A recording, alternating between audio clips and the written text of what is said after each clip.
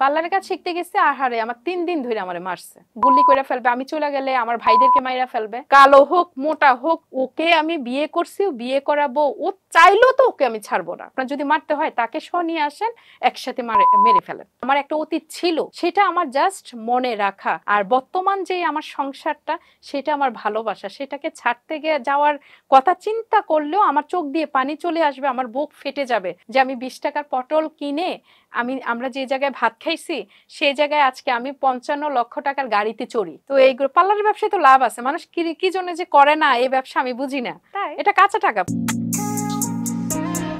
দর্শক, it's complicated আজকে আমাদের অতিথি মৌসুমী একজন মেকআপ আর্টিস্ট। আপনারা অনেকেই চিনে থাকবেন বিন্দিয়ার সাজঘর, সেই সাজঘরের ওনার হচ্ছে মৌসুমীর জীবনে অনেক উত্থান পতন আছে, নানান বাধা বিপত্তির মধ্য দিয়ে কিন্তু তিনি আজকের মৌসুমী, আজকে সোশ্যাল মিডিয়াতে অনেকটাই সুপরিচিত। সেই বাধা বিপত্তিগুলো কি সেটাই জানার চেষ্টা করব মৌয়ের কাছ থেকে। কেমন আছেন? আলহামদুলিল্লাহ, তুমি কেমন আছো? আমি তো বেশ ভালো আছি। আপনাকে দেখতে সবসময় গর্জিয়াস লাগে। আমি সাদামাটা ভাবে নিজেকে প্রকাশ করি তো বা প্রেজেন্ট করি, এজন্য হয়তো গর্জিয়াস লাগে। আচ্ছা, তাই? মৌসুমী কি ছোটবেলায় ফিরে যেতে চায়? ভুলেও না।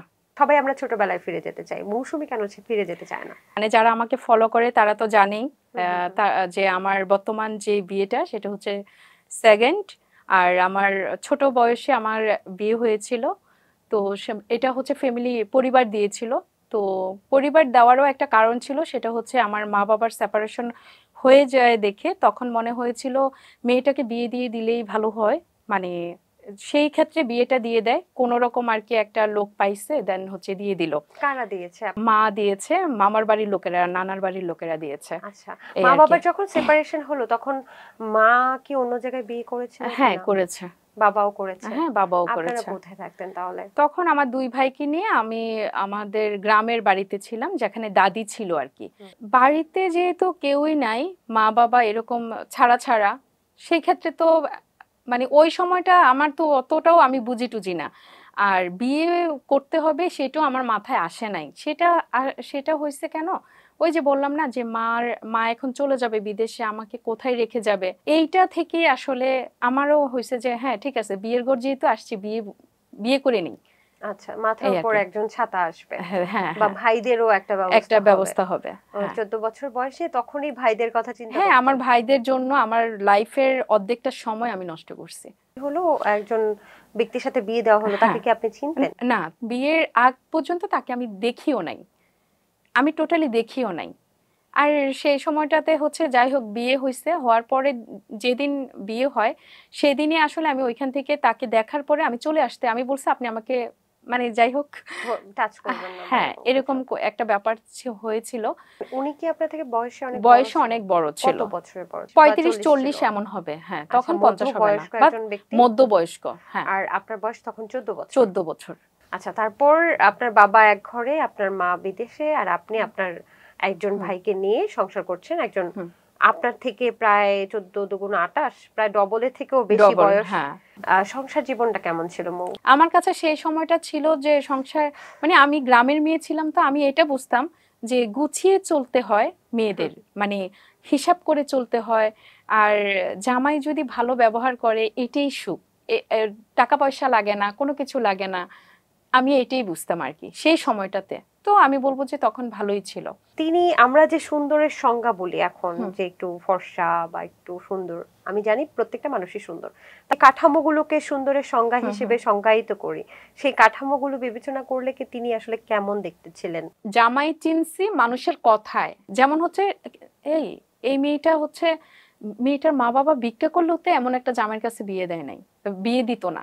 তখন আমি বলতাম ও আচ্ছা, তখন আমার কাছে এরকম আসতো যে মানে খারাপ লাগতো, তখন আর কি এই বিষয়গুলো খারাপ লাগতো। তো ওই প্রসঙ্গে আসলে না, যে আমি একটা কথাই বলবো, সেই বয়সে গিয়ে ওনাকে মনে হয়েছে যে সেই বয়সে গিয়ে ওনাকে একদমই আমার কাছে পছন্দই ছিল না। মানুষ সব রকমই সুন্দর, বাট ওই বয়সে গিয়ে ওনাকে আমার ভালো লাগতো না। কখনো যদি কেউ দেখে ওনাকে দেখলেই বুঝবে মেয়েটা কেন ছেড়ে গেছে। আপনি তাহলে সৌন্দর্যের জন্যই ছেড়ে গিয়েছিলেন, নাকি আরো কিছু ঘটনা ছিল সেখানে? আমার তোমাকে যদি ভালো না লাগে আমি কেন থাকবো তোমার সাথে, সেটা যদি সৌন্দর্যে ফ্যাক্ট হয়ে থাকে, এক একজনের ভালো লাগাটা এক এক ক্ষেত্রে। আচ্ছা, উনি কি অনেক রিচ ছিল? না না, ওনার কেন আপনার সাথে বিয়ে দেওয়া হলো? এই কোশ্চেন গুলা হচ্ছে ওই যে বললাম না, আমি কখনো 10,000 টাকাও একসাথে দেখি নাই। আর ওনাদের বাসায় আমি যতটুকু দেখছি 10 টাকার হলুদ 10 টাকার মরিচও ওনারা প্রতিদিন রেগুলার কিনে খাইতো, এরকম আর কি। বিয়ে যখন দেবে তাহলে তো আপনার পরিবারের একটা মানে ভালো ঘরে দেওয়া উচিত ছিল, কেন যেখানে 10 টাকার হলুদ 10 টাকার মরিচ ওই অবস্থায় কেন? ওই যে হয়তো মায়ের একটা তাড়া ছিল, উনি বিদেশে চলে যাবে, যাকে পেয়েছে তাকেই দিয়েছে। আচ্ছা, তারপরে এই সংসারটা কোন দিকে গড়াচ্ছিল? এই পরে দিয়ে ওই যে বললাম না, তুমি বাচ্চাদের মতো, তোমার যখন একটা জায়গায় মন চাইবে না ওই জায়গাটায় থাকো, তোমাকে এই পুতুলটা দিব, দিলে তুমি থাকবা। তো আমাকেও এইভাবেই রাখা হইতো, কিন্তু ওনার এটা ভুল ছিল। আমি আজকে যদি উনি যদি আমার জন্য 5 বছরও যদি সময় নষ্ট করছে, বলবো যে এটা আমার ভুল না, এটা ওনার ভুল ছিল। কেন? আমি ফার্স্টেই ওনাকে যখন দেখার পরে কিন্তু আমি বলেছি আমি এই সংসারটা করব না। আমি 3 থেকে 4 বার যেখানে আমার নানা নানু মামারা বিয়ে দিয়েছে তখন কিন্তু আমি চলে আসতে চাইছি বারবার। আমি বলছি যে এই সংসারটা আমি করব না। তখন আমার নানা বলছে এই যাও। আমার এমনও মনে আছে আমি নানা নানু ছুটতেছে, আমি ওই কান্না করে করে, মানে ওই থ্রি পিস পরাই পিছন পিছনে কান্না করে করে বাচ্চাদের মতো চলে আসতেছি। মানে নানা নানু দেখতে আসতো, তারপরে আবার চলে যেত। যেমন হ্যাঁ, যে আমাকে নিয়ে যান, তো নানা নানু নিয়ে যাইতো না। তো নানা নানু নিয়ে না গেলে তো আমি ওই পিছন পিছন কান্না করে আসতাম যে না আমাকে নিয়ে যান। তো নানা খুব রাগী ছিল, তো নানা আবার বলতো এই যাও, এই যা। তো পরে আবার ওই রাস্তার মধ্যে কান্না করে তারপর আবার ব্যাগ যেয়ে তারপর তো আমাকে ওরাও এইভাবে বুঝতো আর কি, যে বয়স কম, বুঝে না অনেক কিছু, এই আর কি, ওইভাবে ট্রিট করতো। হাতে কাজকর্মকে করতে হতো কিনা? কাজকর্ম আমি হ্যাঁ করতে দিত না। যেমন হচ্ছে আমার ওনার যে মা ছিলেন, তো এই মা বোন ওরা তো অনেক, বোনগুলো অনেক বড় ছিল, আমার থেকে অনেক বড়। আর তাছাড়া ওনাদের সাথে যতদিন ছিলাম ততদিন আমাকে কাজ করতে দিত না। কাজ করতে দিলে যদি আমি চলে আসি।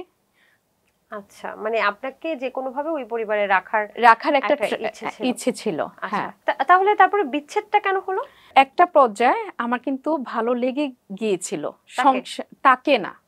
আচ্ছা, নিজেকে এটাই ভাবছিলাম। সে সবসময় আমাকে, তারপর কিন্তু সে সবসময় আমাকে এটা বুঝাইতে লাগলো যে আমাকে যদি সে বিয়ে না করতো তাহলে রিকশাওয়ালাও নাকি আমাকে বিয়ে করতো না। কি? হ্যাঁ, সে আস্তে আস্তে আমার 1 বছর যায় 2 বছর যায়, যখন আমার একটু বয়স, সাংসারিক যখন একটা মেয়ের বিয়ে হয় তারপর থেকে কিন্তু সে প্রতিদিন প্রতিনিয়ত চিন্তা করে যে আমি মানিয়ে নিতে হবে। মেয়েদের মধ্যে কিন্তু এই জিনিসটা চলে আসে। আর বিশেষ করে এই মানিয়ে নেওয়ার বিষয়টা, এটা যদি পার্টনার বুঝিয়ে দেয় যে কেন মানিয়ে নিতে হবে, সে কারণগুলো যদি দেখায়, তখন কিন্তু তোমাকে মানাইতেই হবে। সেই কারণের মধ্যে একটা ছিল, আরে তোমাকে তো আমি দেখে বিয়ে করছি, আর না হয়তো একটা রিকশাওয়ালাও বিয়ে করতো না, এই টাইপের কথা থাকতো। তারপর আমি যখন তাকে অ্যাকসেপ্ট করতে লাগলাম, হ্যাঁ, সেই সময়টাতে অ্যাকসেপ্ট করতে লাগলাম ও যে আমার এখন কই যাব, থাক আস্তে আস্তে ওই একটু ঠিক আছে। তারপর সেই সময়টাতে এবার উনি এমন ভাবে ব্যবহার করা শুরু করলো, প্রথমে কিন্তু ওনার কাছে খুব পুতুলেই ছিলাম আমি, তারপর উনি এমন ভাবে ব্যবহার করা শুরু করলো যে এই তোমার ভাইদেরকে তো আমি রাখি, হ্যাঁ, তারপর হচ্ছে এটা সেটা, উনি সবসময় নিজেকে উপরে রাখার ট্রাই করতো। আরে তোমারে দেখে আমি বিয়ে করছি, অন্য কেউ কি করতো? জিজ্ঞেস করতে না কেন করতো না, মানে করতো না। হ্যাঁ, আমার মা বাবার সেপারেশন, এই জন্য করতো না, খোটা দিত। হ্যাঁ, যেহেতু উনি আমার লাইফে নাই, ওনাকে নিয়ে কথা বলার কোনো অধিকারও আমি রাখি না এই মুহূর্তে। তারপরে আমার লাইফ স্টোরি, আজকের আমিটাকে যদি টানতে যাই তাহলে আমার অতীত অবশ্যই আসবে, এটা আমি জানি। তো সেই ক্ষেত্রে আমি বলবো সেই অনুযায়ী হয়তো কিছু কথা আমার আজকে অডিয়েন্সদেরকে জানানোটা, এটা আমার দায়িত্বের মধ্যে পড়ে, কারণ অনেকে আমার সম্পর্কে ভুলভাল কিছু তথ্য জানে। আমার এই অতীতটাকে আমি আর নেক্সটে কোনো কিছুতে আমি আসলে উপস্থাপন করতেও চাচ্ছি না, আর প্রেজেন্ট করতেও চাচ্ছি না। আমি শর্ট করে এটাই বলবো, ওনার সংসারটা আমি ছেড়ে আসছি আমার মা বাবার অসম্মানের কারণে। আমি জানি না এরকম মেয়ে আর কয়জন আছে এই পৃথিবীতে, কিন্তু এক কথায় যদি বলতে যাই তাহলে উনি আমার প্রতিনিয়ত, ওনাদের ফ্যামিলি আমাদের থেকে, আমার যদি মা বাবার সেপারেশনও হয়ে থাকে, আমার বাবা কিন্তু এক সময়ের ধনী ছিল, গ্রামের হলেও আমার বাবা কিন্তু আমাদেরকে অনেক সুন্দরভাবে মানে টাকা পয়সা সবকিছু আমার বাবার ছিল। হ্যাঁ, তো সেই সুবাদে আমরা খুব ভালোভাবে মানুষ হয়েছি। আমার ছোটবেলায় কোনো কাজও করতে হয় নাই। আমাদের ঘরে এই কাজের জন্য অনেক মানুষ ছিল। তো আমরা কষ্ট পাইছি তখন যখন মা বাবার সেপারেশনটা হয়ে যায়। তার আগে পর্যন্ত কিন্তু আমরা কষ্ট পাই নাই। ভালো স্কুলে পড়াশোনা করছি, ভালোভাবে খাওয়া দাওয়া করছি। আমাদের বাসায় কখনো মুরগি পালন করা হইতো না। মুরগি মানে এগুলো ডিস্টার্ব বা এগুলো বাজে স্মেল, মানে শহরের মতো করে সেই সময়টাতে আমার আব্বু পরিপাটি থাকার চেষ্টা করতো বা আমাদেরকে রাখতো। আচ্ছা, সেই ফ্যামিলিটা মেয়ে আমি ছিলাম। তো আমরা ছোটবেলায় যেমন ভাবে অভ্যস্ত ছিলাম, বললাম আমার মা বাবার সেপারেশনের পরে 2টা বছর আমরা কষ্ট পাই, সেটা টাকা থাকতেও পাই। যেমন টাকা আছে, রান্না করার কেউ নাই, টাকা আছে আহ, মানে বা টাকা পয়সা ফ্যাক্ট না, যেমন হচ্ছে লাকড়ি নাই, হ্যাঁ, রান্না করার জন্য এখন কেউ নাই, কে এগুলো জোগাড় করে দিবে? হ্যাঁ, এই টাইপের যে কষ্টগুলো আছে এগুলো আমরা পাই। টাকা আছে, আলু ভাজি দিয়ে ভাত করে খাইতে হচ্ছে ভাইদের নিয়ে, কিন্তু ওই সময় ওই যে বাজারে গিয়ে বাজার করে এনে খাওয়ার মতো এরকম বুদ্ধিও মাথায় ছিল না, আর এরকম কিছু অতটাও চঞ্চল ছিলাম না। তো যাই হোক, সেই সুবাদে আমি এটা বোঝানোর চেষ্টা করতেছি যে আমার বাবার মোটামুটি ভালোই একটা এবিলিটি ছিল, ওইভাবে আমরা বড় হয়েছি। আমরা একদমই যে খারাপ গরিব একটা ফ্যামিলিতে, আমার বাবার টাকা পয়সা ছিল না এরকম একটা ফ্যামিলির মেয়ে বিয়ে করছে তা কিন্তু না। কিন্তু দোষ ছিল আমার মা বাবার সেপারেশনটা হয়ে যায়, এটাই ছিল দোষ। আমি শুধু চিন্তা করছি যে ছোট্ট একটা মেয়ে মৌসুমী, বাবা মার সেপারেশনের পর তো নিশ্চয়ই একটা ট্রমার মধ্য দিয়ে গেছেন, হ্যাঁ, তাই না? যে আসলে কি করব, আমি তো বড়, আমি ছাড়া তো আমার মাথার উপরে আর কেউ নেই, এখন কি হবে? বাবা ওইগুলা আমাকে তখনো বুঝি নাই, আসলে সত্যি কথা বুঝতেই বলতে পারেননি, বুঝিই নাই। মানে বুঝতে না বুঝতেই ট্রমার মধ্যে বাবা মাকে হারান, বলা যায় অনেকটা হারানোই ওই সময়। হ্যাঁ, এবং সেই সাথে সাথে এই লোকটা আপনাকে প্রথমে পুতুল খেলার মতো করে সংসারে নিল, তারপর সংসারে অভ্যস্ততা তৈরি হ্যাঁ, করলো, যখন নিজে আপনি ভাবলেন যে ঠিক আছে মানিয়ে নেই, হ্যাঁ, ঠিক তখনই আপনাকে আপনার বাবা মাকে নিয়েই আপনার দুর্বল জায়গাগুলোতে খোঁটা দিতে থাকলো। তারপর হচ্ছে প্রতিনিয়ত, যেমন হচ্ছে তখন সে একটা ফোন ইউজ করতো, তো সেই ফোনের মধ্যে কিছু একটা ভিডিও দেখে। ভিডিওতে ওই সময় ছোট ফোনে ভিডিওগুলোতে ভালো করে মানুষের চেহারা বোঝা যায় না, কিচ্ছু বোঝা যায় না। তো সেই ফোনটা ইউজ করে সেই সময়টাতে আমাকে সে আমি 8-এ উঠছি, তখন কিন্তু বিয়ে করছে। আমি কিন্তু আমি ওই সময় মানে মানুষের জীবনটা তখন শুরু হয় ক্লাস 8-এর, সেই সময়টাতে কোনো কিছুই বুঝতাম না। আমার লাইফে আমি ওই যে রিলেশন করা এগুলা এগুলা তো হয়তো চোখে চোখে ওই একটা ছেলে আমাকে পছন্দ করছে, আমি হয়তো দেখছি, এতটুকুর মধ্যে সীমাবদ্ধ। হ্যাঁ, সেই বয়সে সেই মেয়েটাকে যখন উনি নিয়ে আসার পরে ওনার সংসারে, তো তখনও ফোন কি ওই সময়টাতে আমরা ফোনও ইউজ করতাম না। সেই সময় উনি একদিন হঠাৎ করে এসে আমার গলা কাটতে শুরু করে, মানে গলা কাটবে শুরু করে। কেন? ওই ফোনের ওই মেয়েটার বডি নাকি দেখতে সেম আমার মতো, মানে বডিটা আমার মতো দেখা যায়। হ্যাঁ, তারপর এইটা নিয়ে আমি কোরআন শরীফ, ওই সময় তো বাচ্চা মানুষ কি করব, আমি ওই ছুঁয়ে বলছি। ইন্টারনেটের কোনো ভিডিও? হ্যাঁ, ইন্টারনেটের ভিডিও। সেইটার সাথে সে আপনাকে হ্যাঁ, বলে এই বডিটার মতো তো তোমার বডি, অবিবাহিত মেয়েদের বডি তো সেমই থাকে তাই না? তো যাই হোক, আসলে তারপর আমি কোরআন শরীফ ধরে বলতেছি এটা আমি না।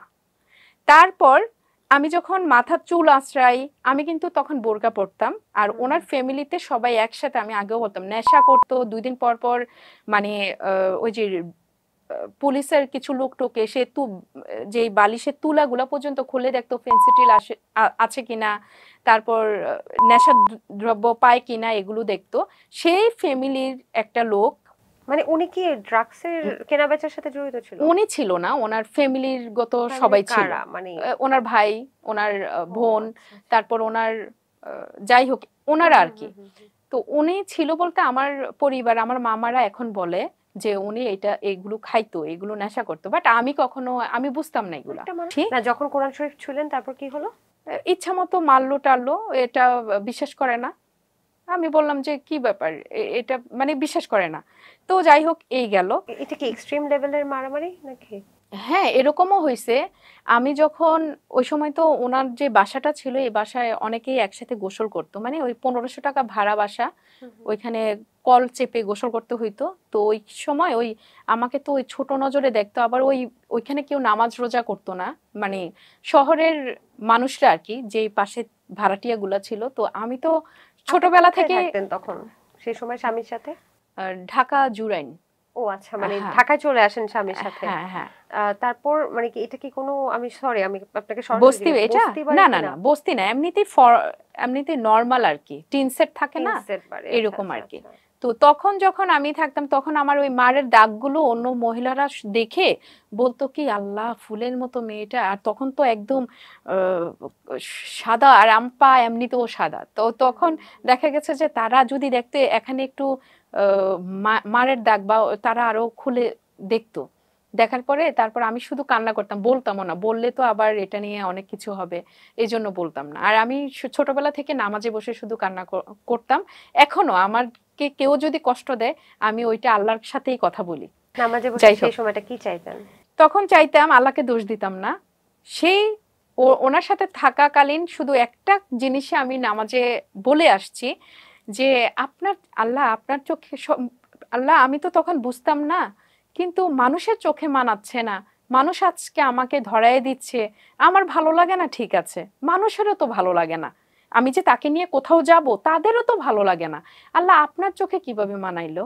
আমি এই কথাটা আল্লাহকে বলতাম। ও মাই গড, কি বললেন এই কথাটা! হ্যাঁ, কিন্তু থাক, মানে আমি এটা শুধু আল্লাহকে এই প্রশ্নটাই আমি আমি করতাম ওই নামাজে, যে আল্লাহ আপনার চোখে কিভাবে মানাইলো। আমার আপনার প্রতি কোনো অভিযোগ নাই, কিন্তু আমি তো এমনটা পছন্দ করি নাই। আমি কি আপনার আমি তো ছোটবেলা থেকে কারোর সাথে কোনো মারামারিতে থাকতাম না, কোনো সহপাঠীদের সাথে খেলাধুলায় থাকতাম না। আমি সবসময় চুপচাপ টাইপের থাকতাম। আমি চিন্তা করতাম, মানুষ হিসেবে আমাকে আল্লাহ আপনি পাঠাইছেন, আবার আমাকে মারা যেতে হবে, আবার আপনি আমাকে আগুনে ফেলে দিবেন, আবার আপনি কেন তাহলে আমাকে পাঠালেন? আমার এই ধরনের কোশ্চেন গুলো নিয়ে আমার চলতো। মানে সারাক্ষণ ছোটবেলা থেকে আমি এই অদ্ভুত অদ্ভুত কিছু প্রশ্ন নিয়ে আমার ঘুরপাক খাইতো, যে মানুষ মরেও যায়, আবার মরে গেলে আবার প্রশ্নের সম্মুখীন হইতে হয়। আমার এই ধরনের চিন্তা ভাবনা নিয়ে আমি দিন পার করতাম আর মানে কান্না যেখানে করতাম। আমার ছোটবেলাটাতেই এত কষ্ট, হ্যাঁ, তারপরে আবার প্রশ্নের সম্মুখীন হবেন, আবার আপনি আমাকে শাস্তি দেবেন, এমন প্রশ্ন ছিল আপনার? হ্যাঁ।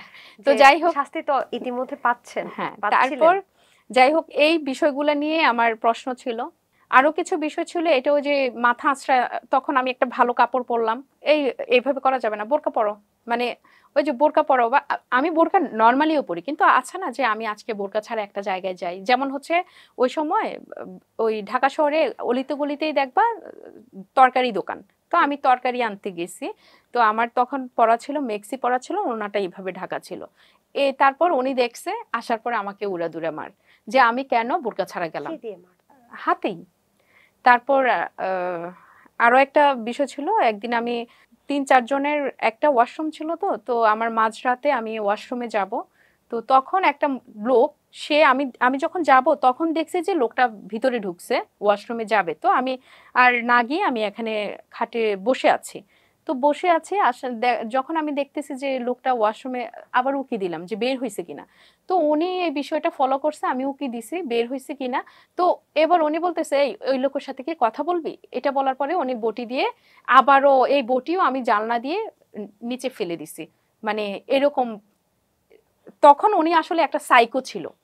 তারপর এগুলোর পরে এবার আমি চলে আসি আমার এলাকাতে। আমি তো তখন বললাম, আর আমি আম্মুকে বলি যে আমি এখানে থাকবো না। কি ভাঙচুর করতো? হ্যাঁ, প্রচুর, একদম একটা সুকেস টুকেস ছিল, এগুলো ভাঙতো। কাছের জিনিস বেশি কাঁচের ভাঙতো? জিনিসগুলো, হ্যাঁ, এটা বারবার কয়েকদিন পরেই ভাঙতো, আবার কয়েকদিন পরে এটা আবার লাগাই। তো সেই সময়টা তো আমি লুকিয়ে রাখতাম। মানে আমার কাছে মনে হইতো যে এই, আচ্ছা, মানে ঝগড়া হয়েছে, এটা অন্য কেউ শুনলে এটা একটা লজ্জা। তার পরবর্তীতে কি আপনাকে আবার সরি বলতো কিছুক্ষণ পরে ঠিকঠাক, না, না, না, নাকি এটা এই ধরনের? এই ফিলিংসটা এরকম যে কাপলদের হয়, এটা এখন বুঝি। এখন আমার জামাই আমাকে ইচ্ছা মতো সরি বলে, ভুল করলেও বলে, না করলেও ও বলে, আচ্ছা, এখন মানে উনি সরি কনভিন্স করে। ওয়ার্ডটাই ছিল না আপনাদের আমি মধ্যে। এগুলো বুঝতাম না যে সরি বলতে হয়, এটা সমাধান করলে হ্যান আচ্ছা ত্যান, আচ্ছা। এরকম এই বিষয় ছিল না। মাইরা দইরা ভাঙ্গা চুইরা উনি ওনার কাজে চলে যেত, শেষ। উনি কি আমি কাজ রান্না করতেন? বান্না করে রাখতাম, উনি এই যে ফার্নিচারের দোকান ছিল তখন। আচ্ছা আচ্ছা। ফার্নিচারের দোকানে কি উনি কাজ করতেন নাকি তখন ওনার ছিল, তারপর এখন বর্তমানে উনি হয়তো কাজ করে। তখন একটা দোকান ছিল, তাও এই বিয়ে করার জন্যই এই দোকানটা নিয়েছিল। মানে এই আর কি, আমার ফ্যামিলিকে বলা হয়েছিল উনি ব্যবসা করে, কিন্তু এইটা ব্যবসাটা যে করে ওই মাসেই হচ্ছে দোকানটা নেয়, বা 2-1 মাস হয়েছে উনি এই দোকানটা নতুন নেয়। মানে উনি কিছুই করতেন না তখন আপনাকে বিয়ে করার আগে? বিয়ে করার আগে অন্যের দোকানে কাজ করতো। ও আচ্ছা আচ্ছা। তারপরে এটা তো বুঝলাম যে আপনাকে আসলে অনেক বাজে সময়ের মধ্যে দিয়ে গেল, কিন্তু বিচ্ছেদটা হলো তো কখন আসলে? বিচ্ছেদটা হলো যখন আমি আমার এলাকাতে চলে আসি। উনি নিজের যে দোকানপাট মানুষের কাছ থেকে তখন কি করছে, আমাকে বলা হয়েছে যে দোকানটার অনেক লস টস খাইছে, দোকানে অনেক মানুষ টাকা টুকা পাবে, তো আমি আমার এলাকায় যেন একটা চলে যাই, যাওয়ার পর আমার এলাকাতে এসে উনি দোকান দিবে। তখন আমি রাজি ছিলাম না, এই আমার গ্রামে কুমিল্লাতে। তখন আমাকে এখানে রেখে যায়, একটা ওনার বন্ধুকে দিয়ে বাসাও নেয়, তারপর আমি থাকি। তখন আমার পেটে বাচ্চা, তখন ওই বাচ্চাকে নিয়ে আমি এই সময়টাতে আমার ছোট ভাইটাকে নিয়ে তখন একাই থাকি, এই আমার কুমিল্লাতে একা থাকি। আমার নানা, উনি ওই ঢাকাতে ওনার বিজনেস আস্তে আস্তে করে সরাইয়ে ফেলবে, মানে সবকিছু লেনদেন ক্লোজ করে উনি চলে আসবে, কিন্তু সেই সময়টাতে উনি আসে না, বরং বিজনেস আস্তে আস্তে করে উনি এরকম করে পরে একটা পর্যায়ে পলাইয়া চলে আসছে।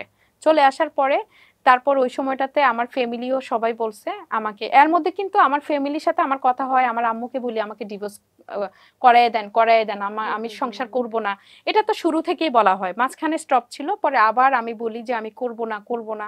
তখন আম্মু, এর মধ্যে তো বাচ্চা পেটে, তারপর দিয়ে এবার আমার মামারা সবাই বলে যে ঠিক আছে বাচ্চা হইলে হোক, বাচ্চা হওয়ার সময় যেহেতু আসে নাই, এরপরে এত কষ্ট যে, তারপর যেহেতু এরকম কোনো টাকা পয়সা কোনো কিছুই যেহেতু নাই, এখন তো দোকানটা ছিল, এখন তো দোকানও নাই, কোনো একটা বাসাও নাই, জায়গাও নাই, থাকার জায়গাও নাই, খাওয়া দাওয়ার টানা পড়েন থাকলেও তখন আমার আম্মু আমাদেরকে দেখছে, আমার আম্মু টাকা টুকা তখন দিয়ে হেল্প করছে। মানে যখন ওনার সাথে সংসারটা মানে পুরোদমে করতেন তখন আসলে আমি টানা পড়ে, তো এখন তো ভাল লাগতেছে মুরগি এনে খাচ্ছি, ভাল লাগতেছে গরুর মাংস খাচ্ছি, খাসির মাংস খাচ্ছি, তখন তো এই চাহিদাও ছিল না যে আমার আসলে খাবার খাইতে হবে।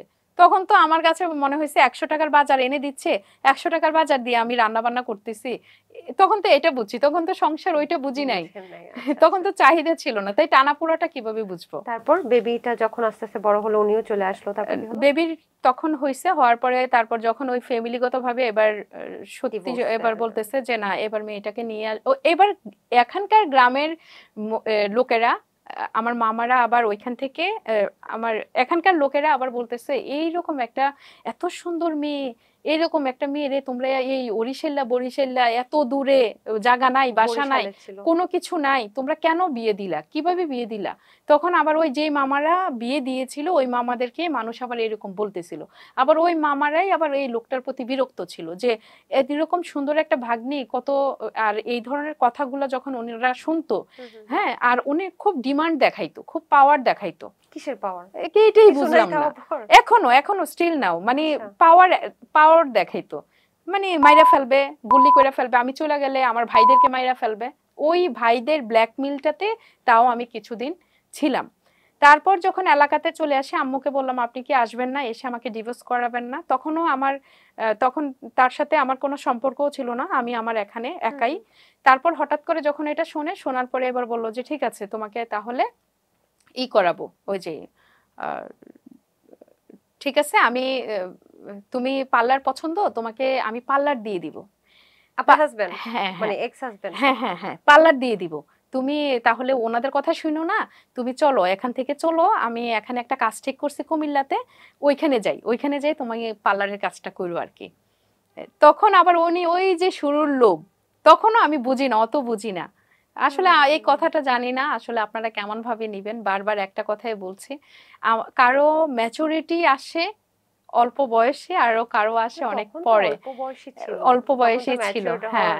তো সেই ক্ষেত্রে আমি বললাম আচ্ছা ঠিক আছে, এই পার্লারের কাজ করার জন্য বলছি, ওনার যেহেতু আর্থিক সমস্যা এরকম, আমার যেহেতু এখানে থাকবো, সো আমি পার্লারের কাজ শিখি। পার্লারের কাজ শিখতে গেছি, আহারে আমার 3 দিন ধরে আমার মারছে, 3 দিন মারছে, 3 দিন আমি খাই নাই। আমি এটা বলছি আপনি বাসায় এসে আমার পার্লারের কাজ শিখিয়ে দিবেন, আমার আম্মু বলছে 10,000 টাকা দিবে, তখন 5,000 টাকাতে পার্লারের কাজ শিখায়। তারপর যে যখন আমি একদিন গেছি, পরের দিন যে মহিলারে মানা করে দিয়ে আসছে যে পার্লারের কাজ শিখলে আমি নিজে যদি নিজে কিছু করি ওনাকে ছেড়ে নাকি চলে যাব। তারপর যাই হোক এটাও আর করতে দিল না। তো 2 দিন যে গেছি, ওই 2 দিনের পার্লারের অভিজ্ঞতায় আজকের আমি, এই 2 দিনের পার্লারের অভিজ্ঞতার আজকের আমি কারো কাছ থেকে কাজ শিখি নাই, কিন্তু আজকে আমার পার্লারে হাজার হাজার বিভিন্ন দেশ থেকে, সরি বিভিন্ন জেলা থেকে আমার পার্লারে এত এত স্টুডেন্ট আসে আমার কাছে কাজ শেখার জন্য, এত এত জায়গা থেকে মানুষ আসে সেরা সার্ভিসটুকু পাওয়ার জন্য। আর এই কাজটা শিখেছে আমার বর্তমান হাজবেন্ড, এই আর কি সবকিছু উনি শিখেছে। 2 দিনের পার্লার, ওই যে ওই নারীকে বললেন যে 10,000 টাকা দিব আমাকে শিখাবেন, ওনাকেও তো না করে দিল, তারপর আবার উনি আপনাকে লোভ দেখালো যে তোমাকে পার্লার দিয়ে দিব। এটা তো তখনকার কথা, সেই ঢাকাতে থাকাকালীন কথা। প্রথমত আপনি পার্লার শিখতে চাইলেন, আপনার দিল না যে আপনি পার্লার, তখন দিল না, ইচ্ছা মতো আপনাকে পিটাইলো। হ্যাঁ। পেটানোর পরে আপনি যখন আবার আপনার মামাদের সাথে কথা বলছিলেন যে আমি এই লোকটাকে ছেড়ে দিব, তখন তো নিশ্চয়ই আপনার উনি এক্স হাজবেন্ডও বুঝে ফেলছিল যে এখন মনে হয় ছাড়াটা হয়ে যাবে, কারণ পরিবারও তো সাপোর্ট করছে না। তখন কি ওই যে মারার পরের ঘটনা, উনি বললো যে আমি তোমাকে পার্লার দিয়ে দিই? হ্যাঁ, পার্লার দিয়ে দিই। তখন আমার বাচ্চাটাও হয়েছে। ওটা মারার পরের ঘটনা? পার্লার নিয়ে মারলো তো, এটা ওনার নতুন বউ থাকতে। ও আচ্ছা। তখন আমার চাহিদাগুলো, যেমন আমি পড়াশোনা করতে চাইছি তখন দেয় নাই, তখন বলছে পার্লারের কাজ শিখতে তখন দেয় নাই। আমি নাচ করতে চাইছি যে আমি নাচ পারি, আমাকে নাচ শিখলে আমি এরকম নাচ করব, তখন উনি এটাও দেয় নাই। আচ্ছা, যখন দেখছে যে আপনি ছুটে যাচ্ছেন তখন দিল, তাও 2 দিন, কিন্তু হয় না, মারছে পরে না করে দিছে। পরে তো ভালো মেয়েরা কি পার্লারের কাজ শিখে নাকি? ও আচ্ছা, তারপরে মানে ডিভোর্সটা কিভাবে হলো? তারপর ডিভোর্সটা হলো হচ্ছে আবার আমাকে পার্লারের লোভ দেখায়া, ওই যে যখন ফ্যামিলিগতভাবে বলছে ডিভোর্স করায় ফেলবে, তখন তো একটা বেবিও আছে। হ্যাঁ, তখন এবার বলছে ওকে ঠিক আছে ডিভোর্স করায় ফেলবে। এবার বলছে তুমি ওইখান থেকে আসো, এবার আমার বর্তমান হাজবেন্ডের বাসায় উনি ঘর ভাড়া নিছে, বর্তমান হাজবেন্ডের বাসায় উনি ঘর ভাড়া নিয়েছে, আর এটার পাশে একটা কারখানায় উনি একটা কাজ নিয়েছে আপনাকে সহ। হ্যাঁ, তারপর ওইখান থেকে ওই পার্লার দিয়ে দিবে এটা লোভ দেখাইছে। আমিও চলে আসছি কোটবাড়িতে। তো কোটবাড়িতে আসার পরে পার্লারে 3 মাস পরে আমার মন উঠে গেছে। কেন? আমার ভাল লাগে না, আমার মানে পার্লার ভাল লাগে না। হঠাৎ করে পার্লার ভাল লাগে না? শখ, এটা তুমি বুঝো না কেন, এটা তোমার একটা শখ ছিল, উনি একটা লোভ দেখাইছে, জাস্ট লোভটা কেটে গেছে। লোভটা কেটে গেছে, এখন ভাল লাগে না। হ্যাঁ, তারপর হচ্ছে যখন আমার পার্লারটার না ঠিক আছে, আমার পার্লারও দরকার নাই, আর উনি তো তখন রীতিমতো ওই ব্যবহারই শুরু করছে। আবার এখানে ভাইলবুল দিয়ে আনানোর পরে আবারও তো উনি এই ধরনের মানে কথাবার্তা হলে ভাইদের খোটা, মা বাবা নিয়ে অশ্লীল গালাগালি, কথাবার্তা হেনস্থা করা, এগুলো তো ওনার চলতেই থাকলো। তুমি আজকে বলছিলে কিন্তু আমার বর্তমান নিয়ে কথা বলবা, তুমি আমার অতীতে বর্তমানে, আমরা তো অতীত থেকে বর্তমানে আসছি, একদম শেষ হলো কিভাবে? এটা শেষ হলো তখন আমার আম্মুর আসার সময় হয়েছে। আমরা তখন কোথায়? আমার বর্তমান হাজবেন্ডের বাসায় ভাড়া অবস্থায়। তো বর্তমান হাজবেন্ড মানে যার কথা বলছি তার নাম হচ্ছে রবিন। তো রবিনের সাথে আমার একটা বন্ধুত্বপূর্ণ সম্পর্ক ছিল। যেমন হচ্ছে তাদের বাসায় ভাড়া থাকে, সে যখন খেলতে আসতো, হ্যাঁ, তখন হচ্ছে তার সাথে ওই এক বাসায় থাকলে হয় না যে আমার ফেসবুক আইডিটা, আমার যেটা মনে পড়ে, আমার ফেসবুক আইডিটা তখন আমি ফেসবুকে ইউজ করতাম না। তো ওর বোন, ওনার মানে আমার হাজবেন্ডের বোন, তো উনি বলতেছে আপনার ফেসবুক আইডি নাই? তখন আমি বললাম আছে, আমি চালাই না। তো বললো যে চালাই না, আছে। তো আমি বলতাম আমি তো ফোনেই ইউজ করি না ইউজ করার মতো, আর ফেসবুক চালাই কিভাবে এগুলো আমি অতটা বুঝিও না। তো পরে দিয়ে এবার উনি কি করলো, তো ওনার এই কথা শুনে এবার আমি বললাম আমার ফেসবুক আইডিটা একবার একজন খুলে দিছিল, এটা একটু করি, এই কি বলে ওই যে ঠিক করে দিই। তো এটা ঠিক করতে গেছি কার কাছে? ওই যে আমার হাজবেন্ডের কাছে। আচ্ছা। তো যাওয়ার পরে উনি কি করলো, ওই ঠিক করে বর্তমান হাজবেন্ডের কাছে। তো ঠিক করার পরে এখানে 3-4 জন মিউচুয়াল ফ্রেন্ড লাগে না, তো ওনার আইডিটা দিয়েও একটা ফ্রেন্ড রিকোয়েস্ট পাঠিয়ে দিছে 3-4 জন এরকম। তো পাঠিয়ে দেওয়ার পরে এবার ওই যে পার্লারটা ছিল সেই পার্লারে আবার ওই ওনার কলেজের, উনি তখন ইস্পাহানিতে পড়াশোনা করতো, তো সেই কলেজের মেয়েরা ওই পার্লারে আসতো, আমার পার্লারে আসতো। আর আপনি পড়াশোনা করেননি? না, তো আমার তো পড়াশোনা স্টপই তখন, ওখানেই শেষ। তারপর ওই মেয়েরা আসতো ওকে দেখার জন্য, মানে আমার হাজবেন্ডকে দেখার জন্য, আর আমাকে এসে বলতো আপু একটু বলেন না ওকে বের হইতে। তো আমি আবার মেসেঞ্জারে বলতাম যে একটু বের হও না, তোমাকে দেখতে আসছে। তারপর মানে উনি সে তো অনেক সুদর্শন, আমরা দেখেছি তখন মনে হয় আরো হ্যাঁ সুদর্শন ছিল। হ্যাঁ হ্যাঁ আচ্ছা। একদম, মেয়েরা ওনার প্রতি খুবই দুর্বল ছিল, মেয়েদেরকে ওনার ফ্রেন্ডরা পিটাইতো পর্যন্ত, এরপরেও মেয়েরা পথ ছাড়তো না বাহ, এরকম। চমৎকার। এটা আপনার বিয়ের কত বছর পরে, মানে প্রথম বিয়ের কত বছর পরে ঘটনা বলছেন এটা? কত বছর, 5-6 বছর বা এরকম, 5-6 বছর, মানে 2016 সালের কথা বলছি আমি। তাহলে হুম। 6 বছর পরে। হ্যাঁ হ্যাঁ। তখন তাহলে আপনার যদি 14 হয়, 15, 16, 17, 18, 19, 20 বছর তখন মাত্র, হুম। মানে মাত্র বিয়ের বয়স হলো এখন হুম। বলা যায়। তারপর তখন হচ্ছে মেয়েরা বলতো যে এই একটু দেখবো একটু দেখবো হ্যান ত্যান। তো আমি বলতাম যে তোমরা এই ছেলের পিছনে কি পাইছো, তোমরা এরকম করে এসে এখানে বসে থাকো। তো এরকম 2-3টা গ্রুপ ছিল মেয়েদের। তো আইসা আইসা এবার আমি আবার ওকে মেসেজ দিতাম, এই তোমারে না এই দেখতে আসছে, এই মেয়েটা দেখতে আসছে, একটু বের হোক। তো সে আবার বলতো এই আপনি যদি এই ধরনের কোনো মেসেজ দেন তাহলে আমাকে করবেন না, ব্লক মেরে দিব। তো আমি আবার বলতাম আচ্ছা ছেলে যেহেতু পছন্দ করে না, তোমরা এত কেন, এই ছেলের প্রতি এত দুর্বল কেন, হ্যান ত্যান মেয়েগুলারে বুঝিয়ে আবার পাঠাইতাম। তো ওই সুবাদে তার সাথে আমার একটা ফ্রেন্ডলি একটা সম্পর্ক ছিল। এখানেই কিন্তু একটু মনোযোগ ভাবে শোনো, সেটা হচ্ছে এর মধ্যে আমার পরিবারও আসে, আর ওদের বাসাতেও ওই সময় সবাই মোটামুটি জানে। আজকে এই মুহূর্তে আমি যে কথাটা বলতে চাচ্ছি সেই কথাটা অনেকেই জানে না। আজকে আমি এমন একটা কথা আসলে বলবো, সেই সময়টাতে ওনার সাথে আমার যে সম্পর্কটা ছিল একটা ফ্রেন্ডলি একটা সম্পর্ক ছিল। ওই যে মেয়েরা আমার পার্লারে আসতো, ওনাকে বলতো যে একটু করেন না, নক করেন না, আসলে একটু দেখবো টেকবো। তো এইভাবে ওই মেয়েদের টপিক নিয়ে ওনার সাথে আমার একটু হাই হ্যালো কথাবার্তা হইতো। তো কথাবার্তা হইতে হইতে তো ওই বাসার মধ্যে কিছু সবাই মিলে এই মেয়ে তার হাজবেন্ডের সাথে কথা বলে না, এই মেয়েদের নাকি আবার ডিভোর্স হয়ে যাবে, ওর মা আসলে নাকি সম্পর্কই করে। তো এই বিষয়গুলো ওর মা আবার ওর সাথে শেয়ার করতো একবারই না, ও ওনাদের আচ্ছা আচ্ছা, মানে ভাড়াটিয়া না হ্যাঁ আমরা, হ্যাঁ হ্যাঁ, তো শেয়ার করতো এই মেয়ে এরকম। মানে তারপর আপনার বর্তমান শাশুড়ি বর্তমান তার সাথে শাশুড়ি, শেয়ার করতো। হ্যাঁ আচ্ছা আচ্ছা। শেয়ার করতো। তো আবার বাড়ির চাচি জেঠি থাকে না, এরকম শেয়ার করতো। তো সে আবার ওই ফোনে আমাকে বলতো যে আপনার আসলে কাহিনীটা কি। তো আমি বলতাম আমার কোনো কাহিনী না, আমি তো এখানে সংসার করব না, আমার আম্মু আসলে ডিভোর্স করায় ফেলবে। তারপর দিয়ে এতটুকুই ওনার সাথে কথা।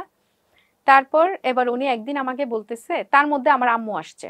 তো আম্মু আসার পরে এবার ওই আমার এক্স হাজবেন্ড ওনার সাথে বসছিল, বসার পরে বলছে দেখো আগে পরে অনেক কিছু করছো, মেয়েটা সংসার করতে চায় নাই, আমরা মেয়েটাকে কখনো প্রশ্রয় দেই নাই, আচ্ছা। মেয়েটাকে প্রশ্রয় দেই নাই, মেয়েটাকে জোর করে হোক আর যেভাবে হোক তোমার কাছে সংসার করাইছি, বাচ্চাও হয়েছে, 6 মাস সময় দিলাম, যদি এই 6 মাস সময় যদি তোমরা দুজন ঠিকঠাক হও তাহলে তো ভালো, বাচ্চাটার দিকে তাকাই, আর যদি ঠিকঠাক না হও তাহলে আমার মেয়েকে আমি নিয়ে যাব, এবার আচ্ছা, ডিভোর্স করাই তখন তো ফেলবো। আপনার সাথেই থাকতেন আপনার স্বামী হ্যাঁ ওই হ্যাঁ বাসায়? ওই বাসায়। তো পরে দিয়ে এবার উনি বলল যে আপনি 6 মাস লাগবে না, আপনি এখনই নিয়ে যান। আমি 6 মাস লাগবে না, আপনি এখনই নিয়ে যান। হঠাৎ? মানে এরকম আর কি, ওই বললাম না তার একটা ছিল, ইগো ছিল, মানে কিছুই নাই বাট ইগো আছে, এরকম টাইপের আর কি, এক ধরনের একটা ঘাটতেরা টাইপ মানুষ আর কি। তারপর বললো যে এরকম, তো বললো যে তুমি যদি একটু, অবশ্যই বিয়ে করছো, বউকে একটু হলেও তো দাম দিতে হবে, তোমার কাছে যদি আমার মেয়ের দাম এতটাই, 6 মাস টাইমও তুমি নিলা না, আবার এরকম। তারপরও আমার আম্মু জামাই মানুষ তো, কুমিল্লার একটা নিয়ম আছে জামাইদেরকে কিছুই বলে না। তো আমার আম্মু কি করলো, ওই আম্মুর সাথেও খারাপ ব্যবহার করা হয়েছে। তো চোখের পানি ফালাইয়া আম্মু বলছে যে থাক, সব ঠিক হয়ে যাবে, আর দেখ কতদিন, যদি না হয় আম্মু দেশে থাকতে থাকতে ডিভোর্সটা করাই দিব। তখন আম্মু বলছে, আম্মু চলে যাচ্ছে লাগেজ টাগেজ নিয়ে, ওই আমার বাসা থেকে উনি বের হয়ে যাচ্ছে। তো সেই সময়টাতে আমি না যে বাসায় থাকি, এই বাসায় সবাইকে বলছে আম্মু আসলে আমাদেরকে ডিভোর্স করাই নিবে। তো আমার কাছে তখন যে আম্মু আমাকে ফেলে চলে যাচ্ছে এখানেই, তো আমাকে ডিভোর্স করাবে না, আমি না সবার কাছে বলছি আমার এখানে একটা কথার দাম আছে না, আমারে তো আম্মু নেয় নাই, তার মানে আম্মু আমারে এখনো প্রতারণা করতেছে। তো এবার আমি বোরকা নিয়ে কান্না করতে করতে, ওই বাচ্চাও ওনার কাছে, মানে একটা সিচুয়েশনটাকে করো, বাচ্চা ফেলে রাখা না, মানে ওই সময় আমি বোরকা নিয়ে আম্মুর বোরকাটা পরে আমি বলছি আমারেও নিয়ে যান, এবার পথে চলে গেছি। তো আম্মু সিনজিতে উঠে যায় আর বলে যে রুমে যা, রুমে যা, আমি পরে এটার মীমাংসা করব। তো আমি খালারে বলছি খালা আমি রুমে যাব না, আমি আমারে নিয়ে যান আপনার সাথে। কয় তুই এক কাজ কর, তোর মামার বাসার যা, তাইলে রুমে না গেলে তুই মামার বাসার যা, তোর মারে রাত্রে বুঝে টুঝে দেখি এটা কি করা যায়। এই আমি মামার বাসাতে গেছি। বুঝছো, মামার বাসাতে আমি গেলাম, এতটুকুই কথা হয়েছে। আমি আমার মামার বাসায় গেছি, মামার বাসার পর দিন আম্মা সব রাত্রে জানতে পারছে, কয় মৌসুমী তো আমগো ফিসে যে মাইয়া বোরকা নিয়ে বের হইছে, মাইয়া তো মামার বাসায়। এই পরে কইছে কি তাইলে নাতিটা কই? তো এবার আম্মা কয় নাতি তো হের কাছেই, হ্যাঁ ফোন দিছে, কয়েকবার রিসিভ করেন। তো আমার আম্মা এবার ফোন দিছে ওনাকে, মানে আমার এক্স হাজবেন্ডকে। ফোন দেওয়ার পরে যখন রিসিভ করে নাই, তখন ওই যে কারখানায় কাজ করে ওইখানে গেছে। যাওয়ার পরে এবার ওইখান থেকে বলা হয়েছে যে ওইখান থেকে অনেক খারাপ ব্যবহার, যে আপনি কে, আপনাকে চিনি, অনেক বাজে ভাবে, ওই যে আম্মুর যে সেপারেশন হয়েছে বিয়ে বিয়ে নিয়ে, অনেক বাজে ভাবে আম্মুকে অনেক কথা শোনাইছে। কে আপনার হ্যাঁ হ্যাঁ। তারপর আম্মু ওই মানে বলে যে তুমি এগুলা কি বলো, আমি তোমার শাশুড়ি না? কয় কিসের শাশুড়ি, আপনারা যা করার করেন, এই সেই এগুলা বলছে। তারপরের দিন আবার গেছে বাচ্চার জন্য, এই অপমানের পরে আরেক দিন গেছে, যাওয়ার পরে এবার বলতেছে বাচ্চা নিয়ে ওনার ঢাকাতে চলে গেছে। এবার ওই বাসা না লক করা, তালা মারা। মানে একটা জিনিস আমি খেয়াল করলাম, বারবারই কিন্তু আপনাকে বিভিন্নভাবে ট্র্যাপে ফেলানো হচ্ছে। একবার প্রথম যখন আপনি চলে আসতে চাইলেন, তখন আপনার ভাইকে নিয়ে আসা হলো যে ঠিক আছে এটা তোমার গিফট, তারপরে আপনাকে পার্লার দেয়া হলো, এটা তোমার গিফট, তারপর কোনোভাবে যখন সফল না হলো বেবিটা নিয়ে চলে গেল, এটাও একটা আটকানোর একটা পথ। তারপর বাচ্চা নিয়ে চলে গেছে। এবার আম্মা আমাকে ফোন দিছে, আম্মা ও সরি আমার সাথে আর আম্মার কোনো কথা নাই, ওই যে বললাম কুমিল্লার মেয়েদেরকে আসলে প্রশ্রয় দেয় না পরিবার। তারপর যখন নাকি আমার আম্মাকে আম্মা বলল যে বাচ্চা নিয়ে নাকি, এবার আমি তো কান্না করতেছি আমার বাচ্চার জন্য, তো এবার মামির কাছে আমি, তো এবার বলতেছে বাচ্চা নিয়ে তো সে চলে গেছে। তো চলে গেছে, ঘর তো তালা মারা। এবার যাওয়ার পরে এবার আম্মার ফোন, ওই ওনার ফোন নাম্বারটাই আমার মুখস্থ ছিল। আর ওইখান থেকে আসার পর ওদের তো ফ্যামিলিই ছিল না, পরিবারই ছিল না তার। মানে একটা আছে না যে আমাদের এই যেমন একটা গুছানো একটা পরিবার আছে, ওইখানে গেলে পাওয়া যাবে, তাদের তো এরকমও নাই। তারা একজন গার্মেন্টসে কাজ করে, আরেকজন কই কাজে, মানে একটা পরিস্থিতিটাই অন্যরকম তাদের। কোথায় মা আছে, কোথায় বাপ তো নাই, মানে এতটুকুই।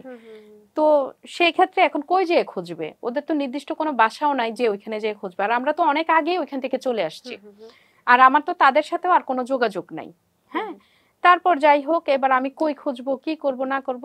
তারপর যে চলে গেল 2 মাস পর, এবার তার 2 মাস পর এবার আমার বর্তমান হাজবেন্ডের বাসাতে এসে ওনার ভাই বোনকে নিয়ে, মানে একটা ভাই আর বাসা গুছানোর জন্য যে মালামালগুলো ছিল এগুলো আমার আম্মুর দেওয়া ছিল। আচ্ছা। হ্যাঁ, ওই মালামালগুলা সবগুলো গাড়িতে ঢুকাইছে, বাসা ছেড়ে দিবে। ওই 2 মাস আর বাচ্চার কোনো খোঁজ নেই, আর আমার পুরা অবস্থা খারাপ। এই 2 মাস তো আমি এখন বাসায় তালা মারা, আমি আর কই ব্যাক যাব।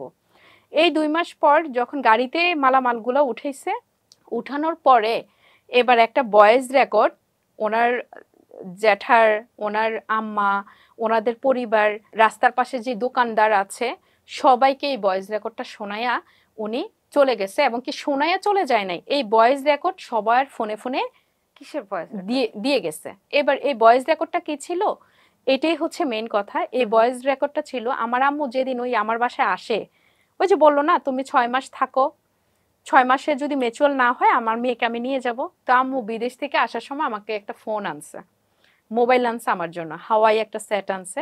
তো আমার আগের যে নষ্ট যে ফোনটা ছিল, এই ফোনটা আবার আমার বাসায় আমার একটা মামাতো ভাই ছিল, ওই ছেলেটা আমার বাসায় খাওয়া দাওয়া করতো, তার একই কারখানায় কাজ করতো। তো এই মামাতো ভাইটা যখন আসছে, আসার পর আমি বললাম আমার জন্য একটা ফোন আনছে, ধর এই ফোনটা তুই নিয়ে যা। তো এই ফোনটা কাকে দিলাম, ওই মামাতো ভাইটাকে দিলাম। তো রবিন বর্তমান হাজবেন্ড, তাকে যে মেয়েরা ডিস্টার্ব করতো, সে একদিন আমাকে বলছে যে আপনি একটা কাজ করতে পারবেন। আমি বললাম কি কাজ বলো। ওর সাথে কিন্তু বন্ধুত্বপূর্ণ একটা সম্পর্ক ছিল। তো ও আবার বলতো একটা মেয়ে এত ডিস্টার্ব করে, আমি আপনার সাথে আপনার ফোনটা আনেন, ভয়েস কিভাবে রেকর্ড করে আমি সেটাও জানতাম না। তো আমার ফোনটা আমি পাঠাইলাম আমার ছোট ভাইটাকে দিয়ে। তো বললো যে আপনার সাথে আমি কিছু কথা বলবো, এই কথাগুলো ভয়েস রেকর্ড থাকবে, আর এই রেকর্ডটা আমার দরকার। হ্যাঁ, এটা একটা মেয়েকে পাঠাবো। তো কি কি অভিনয়ের মিথ্যে মিথ্যে প্রেম করি আমরা। এবারে ওই ভয়েসটাতে ছিল আমরা বিয়ে করব, তোমাকে আমি অনেক ভালোবাসি, আই লাভ ইউ, তারপর হচ্ছে হ্যান ত্যান অনেক কিছু ছিল।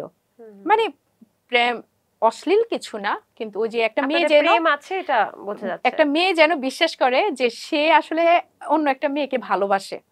এটা আমি না, তার দরকার ছিল একটা মেয়ের সাথে তার কথোপকথন, এটা আমার হাজবেন্ডের দরকার ছিল, বর্তমান হাজবেন্ডের। তো সেই ভয়েস রেকর্ডটা মানে পরবর্তীতে সে এইটাও আমাকে জিজ্ঞেস করলো না যে এই ভয়েস রেকর্ডটা কার বা কি। সে পেলো কিভাবে? আমার মামাতো ভাই। তো সে খাওয়া দাওয়া করতে আসছে। তো আসার পরে এবার আমার আম্মু বিদেশ থেকে ফোন আনছে, আনার পরে যখন আমি ওই ফোনটা তাকে দিয়ে দিলাম, তো ওই আগের ফোনে তো এই ভয়েস রেকর্ডটা ছিল, এটা তো আর আমি ডিলিট করি নাই। ও আচ্ছা। এবার এই ভয়েস রেকর্ডটা কি হয়েছে, আমার আম্মু যখন আমাকে নতুন ফোন দিছে, তো আমিও তো আমার মাঝে আছি এখন 2 মাস, তার সাথেও যোগাযোগ নাই, আমাদের কারো ফোন রিসিভ করে না, বাচ্চার কোনো খবর নাই, আমি পুরা পাগলের মতো ওই মামানিদের বাসাতেই আমি। তো একটা চাকরিও নিলাম সেই সময়টাতে। চাকরি নেওয়ার পরে কিসের চাকরি, মানে 1 মাস মনে হয় আমি চাকরিও করছি। এখন মামার বাসাতেও তো আমি এভাবে, তো আম্মু বকাঝকা করতেছে, মানুষের চোখেও খারাপ, যে চলে আসছে। আমি কিন্তু আসছিলাম ওই রাগের, আম্মুর পিছে পিছে আসছি, ওই আশা না যে তাকে একবারে ছেড়ে আসছে, শুধু একটা বোরকা পরে আসছি। হ্যাঁ, কিন্তু সে যে চলে যাবে, বাচ্চাকে নিয়ে যে সে চলে যাবে, এই বিষয়টাই আমার মাথাতেও ছিল না যে এইভাবে এটা হবে। তারপর যখন 2 মাস পরে সে বাসা চেঞ্জ করলো হঠাৎ করে এসে, আমরা কিন্তু এগুলা জানি না। আর আমার এর মধ্যে রবিন, বর্তমান হাজবেন্ড, সে কিন্তু পড়াশোনার জন্য, কোচিং এর জন্য ঢাকাতে। আচ্ছা। সে কিন্তু তার মতো, আমি কিন্তু ওই মামার বাসাতেই। এর মধ্যে 2 মাস কেটে গেল। মানে আপনি হচ্ছে কুমিল্লায়? আমি কুমিল্লায়। তো 2 মাস কেটে গেল। 2 মাস কেটে যাওয়ার পরে সে বাসা টাসা চেঞ্জ করছে, গাড়িতে মালামাল উঠাইছে, উঠানোর পরে এবার বলতেছে আপনার ছেলের সাথে ওর রিলেশন ছিল, এই জন্য আমার সংসার থেকে চলে গেছে। কিন্তু সংসার থেকে যাওয়াটাও নর্মাল ছিল, আমি জাস্ট একটা বোরকা পরে আম্মুর পিছন পিছন চলে যাই। পরবর্তীতে সে আমার সাথে যোগাযোগ করে নাই, আমাকে সে আনতে যাইতেও পারতো। তার 2 দিনের মাথায় আমার ফ্যামিলি গেছে, অশ্লীল গালাগালি করে আমার ফ্যামিলিকে বিদায় দিয়ে দিছে, বাচ্চাটাকে নিয়ে সে উদাও হয়ে গেছে। 2 মাস পর এসে বাসার টাসা চেঞ্জ করে সে যাওয়ার সময় এই ভয়েস রেকর্ডটা সবাইকে শোনায়া যায়। শোনানোর পরে এবার আমার যে বর্তমান হাজবেন্ড, তার ফ্যামিলি তাকে ডেকে আনে, বা ফ্যামিলি তাকে ফোন দেওয়া শুরু করে, এই মেয়ের সংসার তুই ভাঙছস, তোর কারণে চলে গেছে। বলছে যে না, এটা মিথ্যা কথা, এটা মিথ্যা কথা, আমার এই হাজবেন্ডের কথা কেউই শোনে নাই। তখন প্রত্যেকটা অলি গলিতে সবার কাছে এই ভয়েস রেকর্ড দিয়ে যায়, তখন কেউই শোনে নাই যে আসলে তার সাথে যে আমার ওই রকম সম্পর্ক না, কিন্তু ফ্রেন্ডলি একটা সম্পর্ক ছিল, কিন্তু সে আমাকে বিয়ে করবে এই ধরনের একটা সম্পর্ক ছিল না। তিনি জিতে গেল এরকম একটা ভাব ধরেই তিনি গেলেন, তাই তো? হ্যাঁ। তারপর হচ্ছে সে জানি না জিতে গেছে কিনা, এরকম ভাব ধরছে কিনা, তবে আজকের এই ভিডিওটাতে সে এটা জানবে, সে অ্যাটলিস্ট আমার কাছে জিজ্ঞেস করতে পারতো এই ভয়েস রেকর্ডটা কার, আর তার সাথে আমার সম্পর্ক আছে কিনা। যদিও যা হয়েছে ভালোই হয়েছে, আমি এমনিতেও ওনার সাথে থাকতাম না, উনি আমার কাছে এসে জিজ্ঞেস করার প্রশ্নই আসলেও এটা নিয়ে কিছুই কিন্তু আসতে যেত না। করে তো যেতে পারছে। হ্যাঁ, দোষারোপ করে যেতে পারছে। তারপর এই ভয়েস রেকর্ডটার কারণে ওনার কি হইলো, আমার বর্তমান হাজবেন্ডের মান সম্মান সব জায়গায় একদম মিশে গেল। সবাই জানলো কি, ও আচ্ছা আমার সাথে সম্পর্ক, এই জন্য আমি চলে গেছি। তো একদিন উনি আমাকে ফোন দেয়, ফোন দেওয়ার পরে বলতেছে আচ্ছা তোমার গার্ডিয়ান বলতে কেউ আছে? আমি বলছি আছে, আমার খালা আছে। বললো আচ্ছা আসো আমরা একটু দেখা করব। তো আমার খালাকে নেওয়ার পরে বলতেছে যে দেখেন। আপনার মা কি চলে গেছিল? হ্যাঁ, তখন আম্মু চলে গেছে। ডিভোর্স ফাইল করা হয়েছিল আগে? তখনও করা হয় নাই, হবে, এখন হবে। তো আমার আম্মু করা হয়েছে, এর মধ্যে তো তার সাথে আর আমার যোগাযোগই নাই, 2 মাস কেটে গেল। বেবিটাকেও তো নিয়ে গেল, বললাম না আর দেয় নাই, এবং কি যোগাযোগও করে না। পরে আপনার বর্তমান হাজবেন্ড আপনার খালাকে জিজ্ঞেস ডাকার পরে বলতেছে যে আমি ওকে বিয়ে করব। হ্যাঁ, আমি ওকে বিয়ে করব। তখন বললো যে দেখো তুমি আনমেরিড একটা ছেলে, তুমি ওকে যদি বিয়ে করো, ওর ফ্যামিলি অবস্থা বলতে, ও এই যে আজকে ওকে যে ছাড়ার কথা বলতেছে, এটা একমাত্র বলতেছে এটার কারণ ওর মা বাবাকে অপমান করতো ওদের সেপারেশন নিয়ে। হ্যাঁ, তো সেটা ও নিতে পারতো না, যদিও বুঝিয়ে বুঝিয়ে আমরা এতদিন সংসার করাইছি, কেমন একটা ছেলের কাছে এই মেয়েকে বিয়ে দিছে, এটার জন্য একটা দাওয়াতি মানুষও আসে নাই ওর বাপের বাড়ি থেকে, ছেলে এমন একটা। আচ্ছা যাই হোক, তো পরবর্তীতে তুমি এগুলা বলবা, অনেক কিছু আসবে, এগুলা মেয়ে আবার আবেগের ঠেলায় হয়তো বলতেছো, 2 দিন পরে আবেগ চলে যাবে, মেয়েটা কলঙ্কি, এমনিও হয়েছে অমনিও হয়েছে। বা পরবর্তীতে তারপরে ওর আবার জীবনটা নষ্ট আরেকটা হবে, বিয়ে আছে, আরেকটা আবার বিয়ে সন্তান আছে, আছে, সন্তান অনেক আছে। ধরনের কিন্তু তুমি তকমা এইসব, দেওয়ার ব্যাপার আবার আছে। তোমার বয়সও কম, তুমি মাত্র কেরিয়ার শুরু এখন তোমার, তোমার ফ্যামিলির তোমাকে নিয়ে অনেক আশা থাকতে আশা আছে, তুমি এখন এই মুহূর্তে এটা করলে তুমি তো ফ্যামিলি মানাইতে পারবা না। বলছে যে ফ্যামিলি এখন না মানাইতে পারি, তখন না মানাইতে পারি, একদিন না একদিন আমি আমার ফ্যামিলিকে মানাইতেই পারবো। আর যাকে নিয়ে আমি কলঙ্কের শিকার হয়েছি ওকেই আমি বিয়ে করব, কারণ আমি এমন একটা ছেলে। আমি আহ, আর আরেকটা কথা, তো আমিও আবার আমার হাজবেন্ডকে বললাম তুমি কি আমাকে তাহলে, আমি তখনও রাজি ছিলাম না ওকে বিয়ে করার ক্ষেত্রে। তখন এই ফার্স্ট টাইম আন্টি ওনাকে বুঝাচ্ছে যে তুমি এই ডিসিশনটা নিও না, পরবর্তীতে নেগেটিভ কি কি হবে এটা ওনাকে বুঝাচ্ছে। তো আমি আবার ওনাকে তখন বললাম যে আপনি কি তাহলে, আপনি বলতাম না ওই সময়টা, আসলে তুমির সম্পর্কটাই ছিল, যেহেতু একটা ফ্রেন্ডলি সম্পর্ক। আমি বললাম তুমি কি তাহলে আমাকে দয়া করবা এরকম কিছু? বলে যে এটা দয়া না, এটা দয়া না, কারণ তোমাকে যে আমার ভালো লাগে না তা না, ফ্রেন্ড আমার ভালো লাগে না তা না, তোমার সব দিক দিয়ে যেটাই হোক, তোমাকে নিয়ে যেহেতু একটা জিনিস ছড়াইছে, আর তুমি তো দেখতে খারাপ না, সো আমার ঠিক আছে, আমি তোমাকেই বিয়ে করব। ওনার বিষয় উনি আমাকে কনভিন্স এইভাবে করার চেষ্টা করছে। তারপর এবার আন্টি বললো আচ্ছা আমরা দেখি, কথা বলে দেখি। তো আমার আম্মাকে জানাইলো, আমার আম্মা আরো আগে রাজি না, কই এই ছেলে এখনো পড়াশোনা করে, এই ছেলে টাকা পয়সা নাই, কিচ্ছু নাই, বাপ মা এই কথা শুনলে আমার মেয়েরও জীবনও মানবে না, ছেলেকেও মানবে না, ঘর থেকে বের করে দিবে। তো মেয়ের তো এমনি কপাল পোড়া, সারা বছর বাপের বাড়িতে পাইলো অশান্তি, জামার বাড়িতে পাইলো অশান্তি, এখন আবার বাকি বয়সে ওর গলায় দড়ি দিতে হবে যদি এখন এমন কোনো কিছু হয়। সো এটার প্রশ্নে আসে না, আমি বিদেশ যাই, ওরে বিদেশ নিয়ে আসবো, এরপরে বাকিটা দেখা যাবে। বিয়ে শাদী এখন দরকার নাই, ও যেহেতু জামাই যেহেতু এখন যোগাযোগে করে না, ওর ডিভোর্স দিয়ে দিক, আমার মা তখন বলতেছে। তো এবার এবার আমার খালা বলতেছে দেখ তুই তো আরেক জায়গায় বিয়ে করবি হয়তো, আর এখন যেহেতু নাই, সম্পর্কটা নাই, ওকে যেহেতু আমি ডিভোর্স দিব, ফ্যামিলিগত ভাবেও এখন সবাই একমত, যোগাযোগ নাই, কিছু নেই, ডিভোর্সটা হয়ে যাক, তুই তো বিয়ে করবি, হয়তো বাচ্চাওয়ালা আসবে তোর জন্য সম্বন্ধ, বা কেউ আসবে বয়স্ক, বা বয়স্ক না হোক, বা বিবাহিত মেয়েদের জন্য আর কেমন পাত্র আসে, ওনাদের চিন্তা ভাবনা থেকে কেউ না কেউ আসবে, বিয়ে করবে। ছেলেটা তো মাশাআল্লাহ অনেক হ্যান্ডসাম। তারপর হচ্ছে টাকা পয়সা দিয়ে কি আসে যায়, আমার খালা আমাকে বলতেছে, আর টাকা পয়সা বেডাজন হয়েছে, একটা না একটা সময় টাকা পয়সা হবেই। আর ছেলের তো বাবা মার সেটেল, মানে ওই যে আমাদের গ্রামের একটা কথা বলে যে ফট্টাইলার থেকে মেয়ে বিয়ে না দিয়ে দেশের কুত্তার থেকে দেওয়া অনেক ভালো, মানে এরকম একটা বলে যে দেশের মাটিতেই, মানে কাছে কিনারে কোথাও দেওয়া ভালো, অ্যাটলিস্ট মেয়েরে তো 10 বছর পরে দেখতেও যাইতে পারবে। আর দূর দেশে দিলে তো মেয়ের আর একবারেই দিয়ে দেওয়া হয়, মেয়ের বিয়ে দেওয়া মানেই তো একবারে দিয়ে দেওয়া, তো একটু কাছে কিনারে দিলে তো দেখাও যায়। তো দেশের মানুষ দেশে থাকাই ভালো, এরকম একটা বিষয়।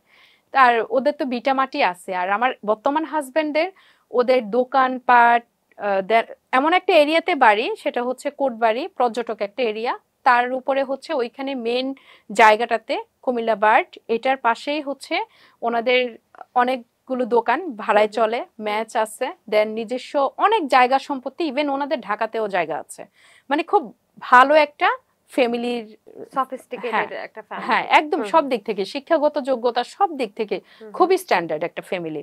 তো আমার আন্টি এটাই বললো যে তুই তো কাউকে না কাউকে বিয়ে করবি, তাহলে এই ছেলেটা না, এই ছেলেটা কেন না, সে তো নিজে চাচ্ছে, তুই তো তাকে বলস নাই, সে তো নিজে চাচ্ছে, রাজি হয়ে যা। নিজের স্বার্থ তো সবাই বুঝে, নিজের স্বার্থের কথা আসলে সবাই চিন্তা করে, সেই সময়টা হয়তো আমি নিজের স্বার্থের কথা চিন্তা করেই তাকে বিয়ে করা। এত সুন্দরভাবে নিজের মানে স্বীকার করাটা আমি কখনো কাউকে দেখিনি। হ্যাঁ আসলেই তো মানে সেই সময়টা চিন্তা করেছেন যে হ্যাঁ আমার লাইফটা মনে ভালো হবে, লাইফটা ভালো হবে। আর আরেকটা কথা হচ্ছে, ওর একটা জিনিস আমার খুব বেশি ভালো লাগতো এই ছেলেটার, ওর পার্সোনালিটি। আমি ওর পার্সোনালিটি তখনও দেখে আমি মানে মুগ্ধ হতাম বলতে আমার ভালো লাগতো যে সে কত, মানে কোনো মেয়েকেই পাত্তা দেয় না, এই বিষয়টা আমার কাছে খুব ভালো লাগতো। যখন আবার সেই ছেলেটা আমাকে নিজে অফার করলো যে সে আমাকেই বিয়ে করবে, এরকম একটা কাহিনী যেহেতু হয়েছেই, তখন সে তার বিষয়টা আমার খালাও আমাকে বুঝাইলো, পরে আমি একদম বা রাজি হয়ে যাই আর কি। তখন রাজি হওয়ার পরে বলল যে আমি তখন ওনাকে বললাম আমি ডিভোর্স দেওয়ার পরে যদি তুমি না করে দাও, বললো তুমি যখন ডিভোর্স দিবা তার 2 দিন পরে আমি বিয়ে করব। তো আমি যখন ডিভোর্স দিই তারপরে উনি আমাকে বিয়ে করে। কথা রেখেছিল? কথা রেখেছে। তার এক পরিবার? তার পরিবার পরে তো অনেক সংগ্রাম শুরু হয়, আমি সেই সংগ্রামটার কথাই আজকে বলার জন্য আসছি। আমরা শুনতে চাই ছোট করে, কোনো আচ্ছা, সমস্যা নেই। সেইটার পরে ওনার পরিবার বলছে এই মেয়েটাকে যদি ছেড়ে দাও তোমার সবকিছু আমরা দিব, পড়াশোনার খরচ থেকে শুরু করে সবকিছু। তখন উনি কোচিং শেষ করে, ওই কোচিং তো আর হইলো না, পরিবার আইসা বরং উড়াদুরা পিটাইলো।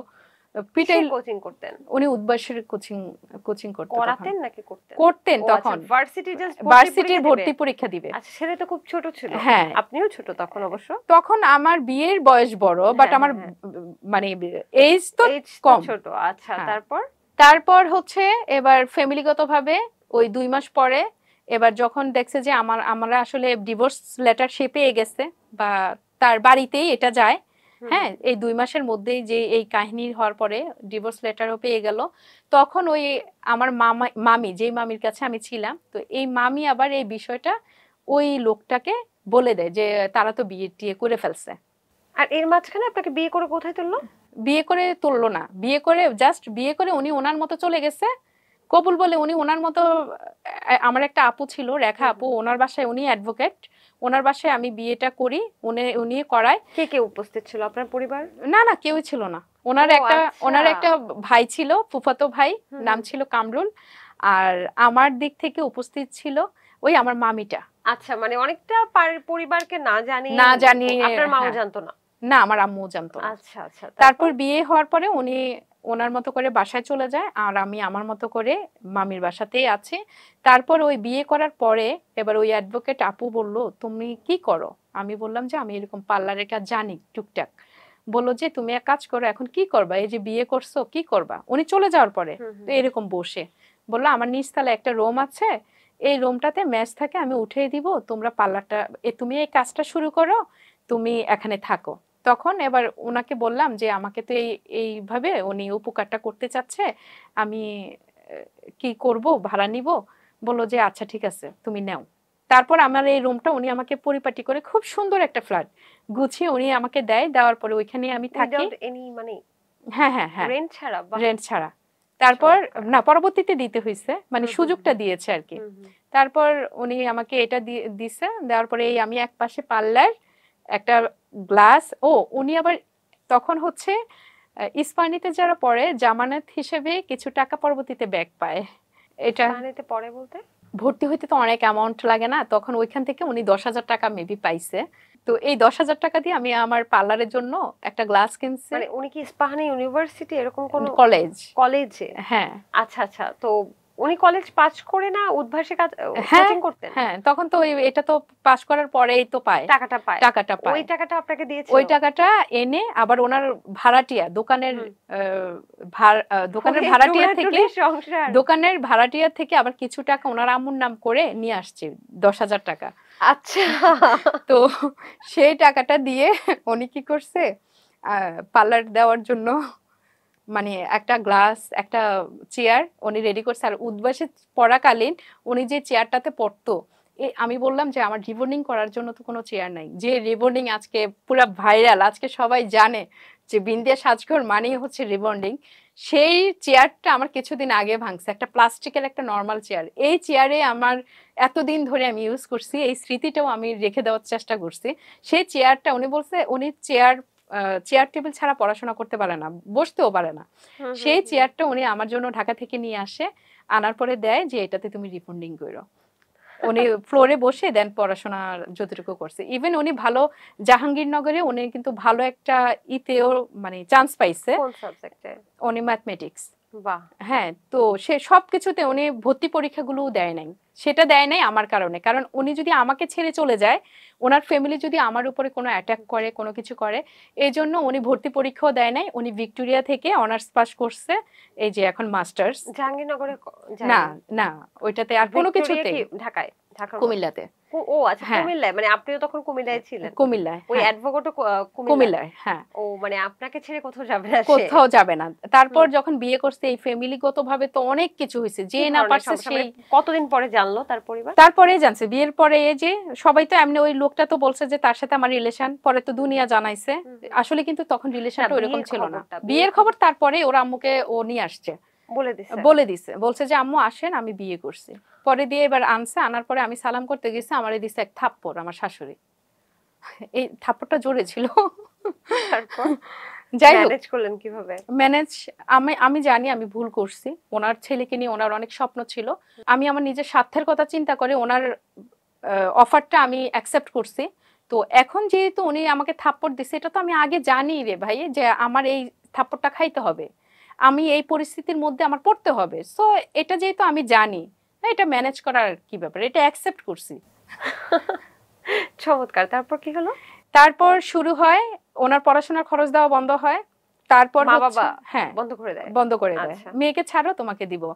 ১০-১২ গাড়ি যত গুন্ডা পান্ডা আছে যা আছে সবাইকে পাঠায়। একদিন নিয়ে আটকে রাখে যে কাকে?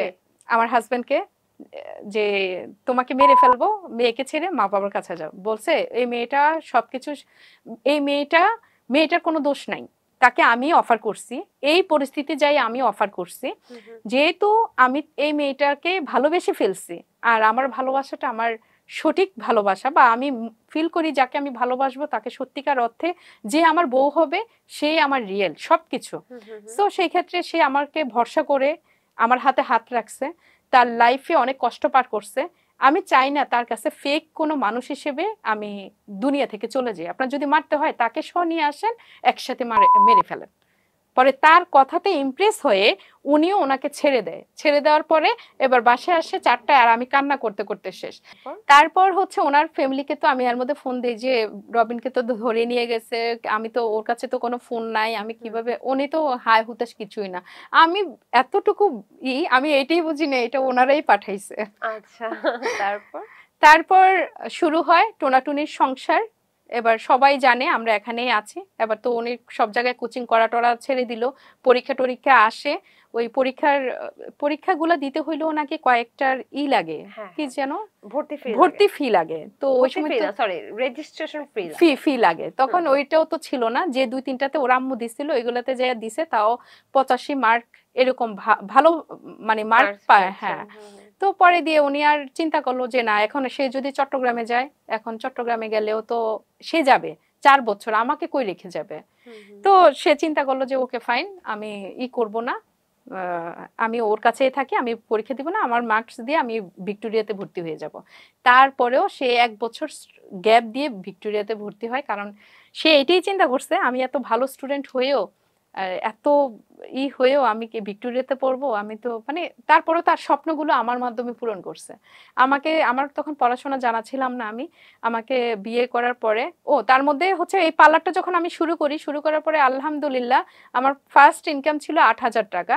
আর তখন কিন্তু আমি খুব বেশি কাজ পারতাম তা না। এটা এই সালটাল এগুলো আমার মাথায় ধরে না, এগুলো সময় সাল এগুলো আসলে বিয়ের বয়স কত হয়েছে তাহলে বলে? হ্যাঁ, ১৬ সালে বিয়ে হয়েছে আর এখন ৯ বছর চলে মেবি। ১৬ সালেই তাহলে পার্লারটা শুরু হয় ১৬ সালেই শুরু হয়। হ্যাঁ, পরে দিয়ে এবার এই একটা রুমে যখন কাস্টমার আসতো তখন উনি বারান্দায় গিয়ে শুধু বই পড়তো। মানে তখন একটা রুমে একটা তোষক ছিল, ফ্লোর ছিল। এমনও হয়েছে আমি দেয়ালের একটা সিঙ্গেল একটা তোষক ছিল, আমি হাত দেয়ালের সাথে রাখতে রাখতে আমার হাত পুরা ব্যথা হয়ে যেত। তো এবার কি করতো, একটা ওনারও তো জিম টিম করা, বডি টডি একটু চড়া টড়াও এক বেডে হইতো না। তো উনি আমার ওই ফ্লোরে মাঝরাতে উঠে দেখতাম উনি ফ্লোরে আর আমি তোষকটাতে। তারপর কাঁথাও ছিল না, ওনার ওই উদ্বাসে ওনার আম্মু একটা কাঁথা দিছে, ওই কাঁথাটাই, ওই একটা বালিশ, ওই একটা প্লেট, টাকাও নাই। এবার যাই হোক ৮,০০০ টাকা ভাড়া পাই, ৮,০০০ টাকা এই কোন রকমে পাইয়া আমি চাকরির জন্য গেছি এক এক জায়গায়। আমাকে সুন্দর টন্দর দেখা, লম্বা চড়ে দেখা ভাবছি আমি কোনো ম্যাডাম, তো ম্যাডাম দেখে আমি চাকরিও পাই না। আমি পরে বুঝছি যে একটু ফকিন্নি ভাবে যাইলে ভালো হইতো, চাকরি পাইতাম। মানুষে আমার দিকে তাকায় আবার বলে যে আপনি চাকরি, মানে এরকম টাইপের। হ্যাঁ হ্যাঁ। তারপর যাই হোক কান্না করে করে আসছি। চাকরিতে ২,০০০ টাকা বলে আমাকে চাকরি দিবে, মানে টাকা বেতন। তো আমার ভাড়া ৫,০০০। হ্যাঁ মাসে। জামাইকে আমার এখন জামাইকেও বের করে দিছে, এখন আমি কি করব? হুট করে তো কিছু করা যায় না। তখন হচ্ছে আমরা আজকের এই পর্বটা মনে হয় তাদের জন্য খুব হেল্পফুল হবে যারা ভাবেন যে বিয়ে করব, কি খাওয়াবো বউকে, কি খাওয়াবো বউকে। হ্যাঁ, আচ্ছা তারপর শুরু করি আল্লাহর নাম নিয়ে। আমার হাজবেন্ড বলে, আচ্ছা তুমি চাকরি কেন খুঁজতে গেছো, তুমি কান্না করতেছো কেন? আমি বললাম আমি তো চাকরি পাই নাই। বলো যে শোনো, তুমি কান্না কেন করতেছো, তুমি চাকরি পাওয়ার দরকার নাই, তুমি এই যে গ্লাসটা আর যে চেয়ারটা নিয়ে আছে, আমি মেডিসিন ফেসিয়ালের জন্য যে মেডিসিন লাগবে এগুলো তো টাকা নাই, সাজের জিনিসপত্রের জন্য তো টাকা নাই, আর আমি তো খুব বেশি কাজ পারি তাও তো না। বলে তুমি যতটুকু পারো এর থেকে বেশি পারো হচ্ছে তোমার কনফিডেন্স। সো তুমি পারবা, আমি ভরসার জন্য আছি, তো তুমি শুরু করো, কনফিডেন্স রাখো, সবকিছু পারবা। এই অবুঝ মেয়েটাকে, অগুছালো মেয়েটাকে, যে মেয়েটা কথা বলতে পারতো না, এখনো পর্যন্ত আমি রাস্তায় চলাফেরা করতে পারি না, আমি এখনো পর্যন্ত আমি একা একা শপিং করতে পারি না, আমার এগুলো হচ্ছে দুর্বল পয়েন্ট, আমি আজকে বলে দিচ্ছি। আমাকে বাইরে থেকে খুব স্ট্রং মনে হয়, মৌ আপু সব পারে, আমি ঘরের ভিতরে সব পারি। তোমাকে একটু আগে বলতেছি না যে তোমার আগের একটা প্রোগ্রামটাতে আমি কতটা নার্ভাস ছিলাম, সেটার কারণ হচ্ছে আমি যাইতে যাইতেও বলতেছি আমি কেন মানুষের সাথে কথা বলতে পারি না, আমার এরিয়াটা ছাড়া আমি অন্য জায়গায় ভীতু, আমার এরিয়া আমার ঘর, আমার এরিয়া আমার পাল্লা। স্বাভাবিক, কারণ মৌ কিন্তু ছোটবেলায় এত ট্রমাটাইজড একটা ব্যাপারে দিয়ে গেছেন, এবং খুব বেশি কিন্তু বাবা মা, যে আমাদের বাবা মা তো অনেক কিছু শেখায়, আমার ওই সময়টা না কিন্তু আপনি পাননি পাই নাই। ছোটবেলায় যে আপনাকে শেখাবে এটা করা উচিত না, এইভাবে কথা বলা উচিত, এইভাবে চলা উচিত, শিক্ষকদেরকেও খুব বেশি দিন পাননি, কারণ ক্লাস 8 পর্যন্ত না। আর আমার শিক্ষকরাও আমাকে খুব মায়া করছে, আমি ভদ্র দেখে, আমি এবং চুপচাপ সেই সাথে সাথে টাইপের যেটা হয়েছে শুধু একটা ট্রমাটাইজ সম্পর্ক, টক্সিক সম্পর্কের মধ্য দিয়ে গেছে। হ্যাঁ, তাই এই যে বাইরে যাওয়া, বাজার না করা, না না না, ওখানে এগুলো যাওয়া, কিছুই এগুলো শেখার কথা না আপনার। না, পাই নাই। আচ্ছা, তারপর তারপর এই শুরু করি আল্লাহর নাম নিয়ে ৮,০০০ টাকা। এবার তার 15 দিন ওই যে বাসাটাতে, সিঙ্গেল বাসা, এক পাশে গ্লাস চেয়ার, প্রথম যে শুরু করি প্রথম কাস্টমার থেকে ৮,০০০ টাকা মান্থলি করছিলেন। এই যে পার্লারের ফেসিয়াল আসছে, ধরো প্রথমে একটু মেডিসিন নিয়ে মেডিসিন 400-500 টাকার কিনছি। তো এইগুলো পার্লারের ব্যবসায় তো লাভ আছে, মানুষ কি জন্য যে করে না এই ব্যবসা আমি বুঝি না। এটা কাঁচা টাকা, পুরো কাঁচা টাকা, কোনো বাকি কোনো কিছু আছে? একটা ব্যবসা করো বাকি এত টাকা, একটা ব্যবসা করে এই টাকা, আমাদের কাছে এসে তো বাকিরই সুযোগ নেই, তাহলে কাঁচা টাকা না? আচ্ছা যাই হোক, তারপর আমি যখন ব্যবসাটা শুরু করার পরে হ্যাঁ দেখি কাস্টমার আসে, আল্লাহ আমি নামাজ পড়ি, আল্লাহর কাছে কান্না করি, আল্লাহ শুনে, আমি যা বলি আল্লাহ শুনে, আমার এটা খাইতে ইচ্ছে করতেছে, আল্লাহ দেখি এখন কাস্টমার পাঠিয়ে দেয়, আমার টাকা হয়ে যায়, আমি কিনে নিয়ে আসি খাই। প্রথম এমন হয়েছে মুরগির চামড়া, আমার হাত পা কাটা, আমাদের মুরগির মাংস খাইতে ইচ্ছে করছে, বুঝছো তো? এবার দুজনেই আমরা কি করছি, ও আরেকটা কথা, আমি গাড়ি কেনার পরে আমার লাইফ স্টোরিটা একটু শেয়ার করছি, যে আমি 20 টাকার পটল কিনে আমরা যে জায়গায় ভাত খাইছি সেই জায়গায় আজকে আমি 55 লক্ষ টাকার গাড়িতে চড়ি, তাও আবার প্রাইভেট গাড়ি। হ্যাঁ, তো আমি চড়ি। তো তখন মানুষে বলছে যে 20 টাকায় কি পটল পাওয়া যায়? এখনো পর্যন্ত অনেক বাজারে আছে পচা, আমি এটা আর রিপ্লেটে দিয়ে দিচ্ছি, পচা, একটু পচা নষ্ট, একটু তরকারির ভাগা। কাউরান বাজারে যখন সব তরকারিগুলো বিক্রি হয়ে যায়, কিছু পচা তরকারি ভাগা দিয়ে রাখে, ওগুলো কিন্তু নিয়ে এসে আমার বাইরে ওই ভাগাটাও যদি 30 টাকা হয়, আমার হাজবেন্ড সেটা মূলে নিয়ে আসতো 15 টাকায় 20 টাকায়। এবার বুঝছেন? তো সেই পটল বাছাই করার কারণ ছিল, পটলটা ভাগ করলে কিন্তু দুইটা হয়, দুইটা হইলে কিন্তু দুজনের দুইটা 4টা হয়ে যায়, তাহলে আমাদের 2 দিন এমনিই চলে যেত। 4টা পটল যদি এর মধ্যে ভালো পাইতাম, তাহলে আজকে 2টা, আগামীকাল 2টা। আর ভালো মন্দ খাবার কখন খাইতে পারতাম, ওর মা আবার মাঝে মধ্যে, ওর মা তো কান্না করতো, বুঝাইতো, তো চুপি ওর মা আবার ওর জন্য মাংস রান্না করে বক্সে করে দিত মাঝে মধ্যে। মানে আস্তে আস্তে মানা শুরু করে নাই, মানে এমনিতেই ছেলের জন্য দিত। তো দিলে তখন ওই খাবারটাই হতো আমাদের ভালো মন্দ খাবার। তারপর আবার আরেকটা বিষয় হচ্ছে, যদি আমাদের একবার মাংস খাইতে ইচ্ছে করছে খুব, তো মাংস তো এবার খাওয়ার টাকা নাই, তখন কি করছে, ও বাজারে একটা মুরগির দোকানে ব্যাগ দিয়ে আসছে যে 30 টাকার চামড়া দিয়েন তো।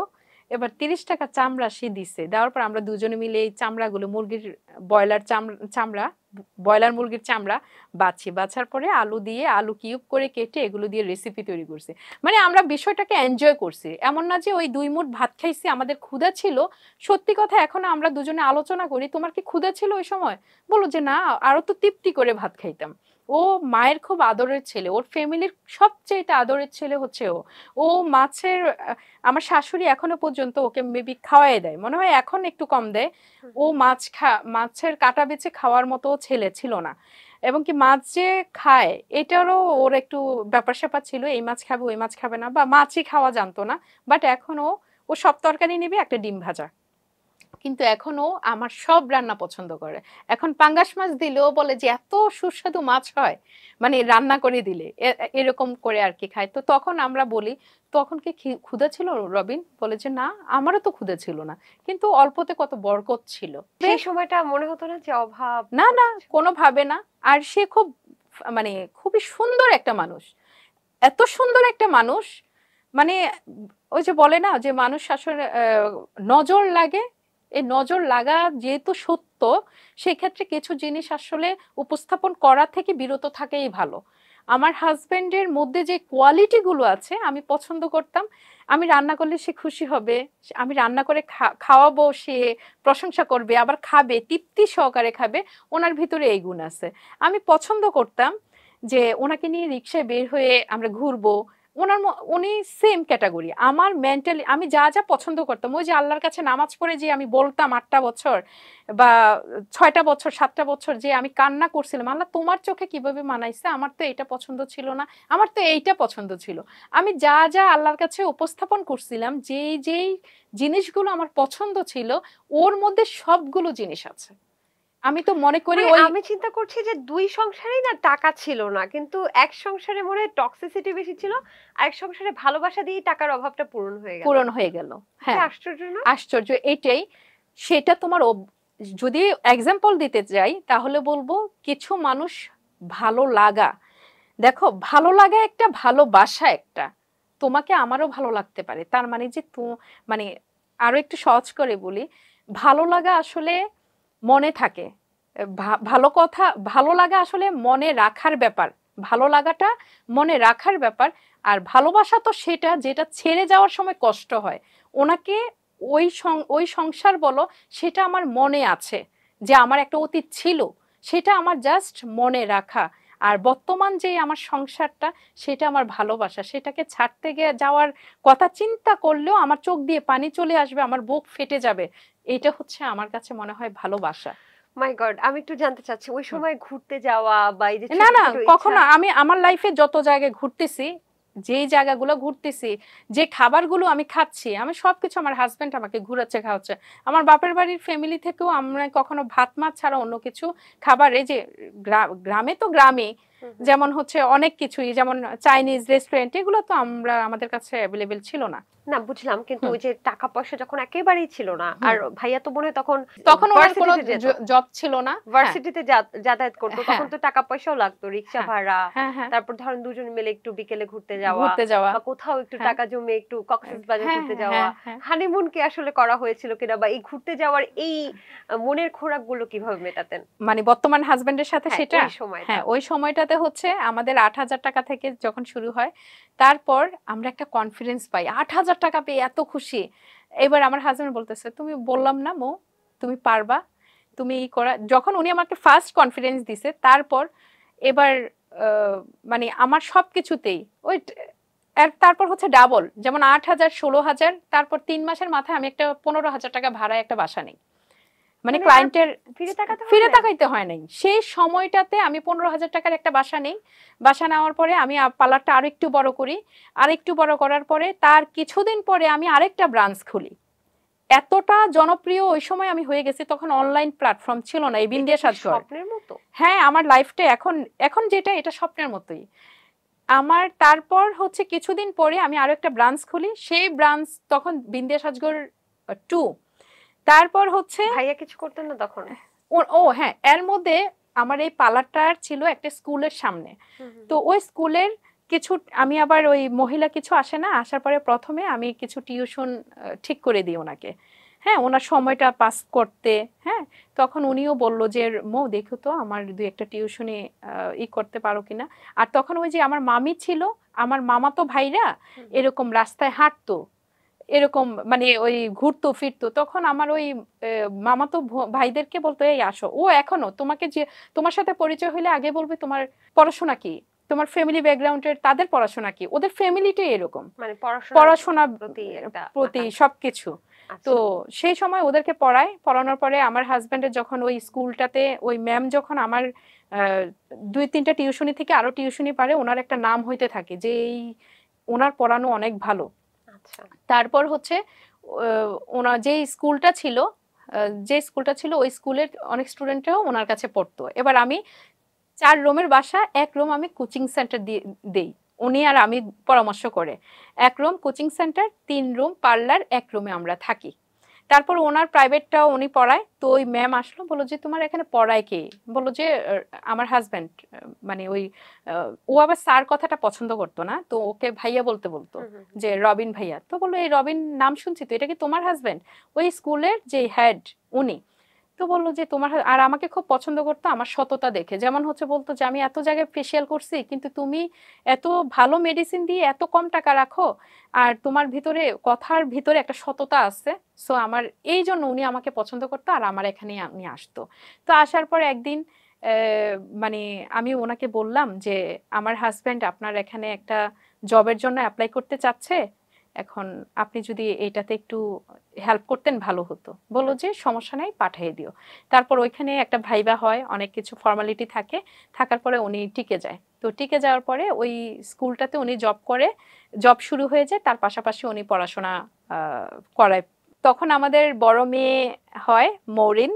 মাশাআল্লাহ। হ্যাঁ আর বিয়ের আপনার ওই পরপরই বাচ্চাটা ওই বাচ্চা তো তখন ওনার কাছেই। তখনও খবর নেই? 4 বছর তো আমি খুঁজই পাই নাই, তোমাকে বললাম না। ও মাই ওই গড। বাচ্চার সাথে ওনার সাথে আমরা যতবার আমার ফ্যামিলি ফোন দিছে ততবারই গালাগালি, আহারে ইচ্ছা মতো গালাগালি।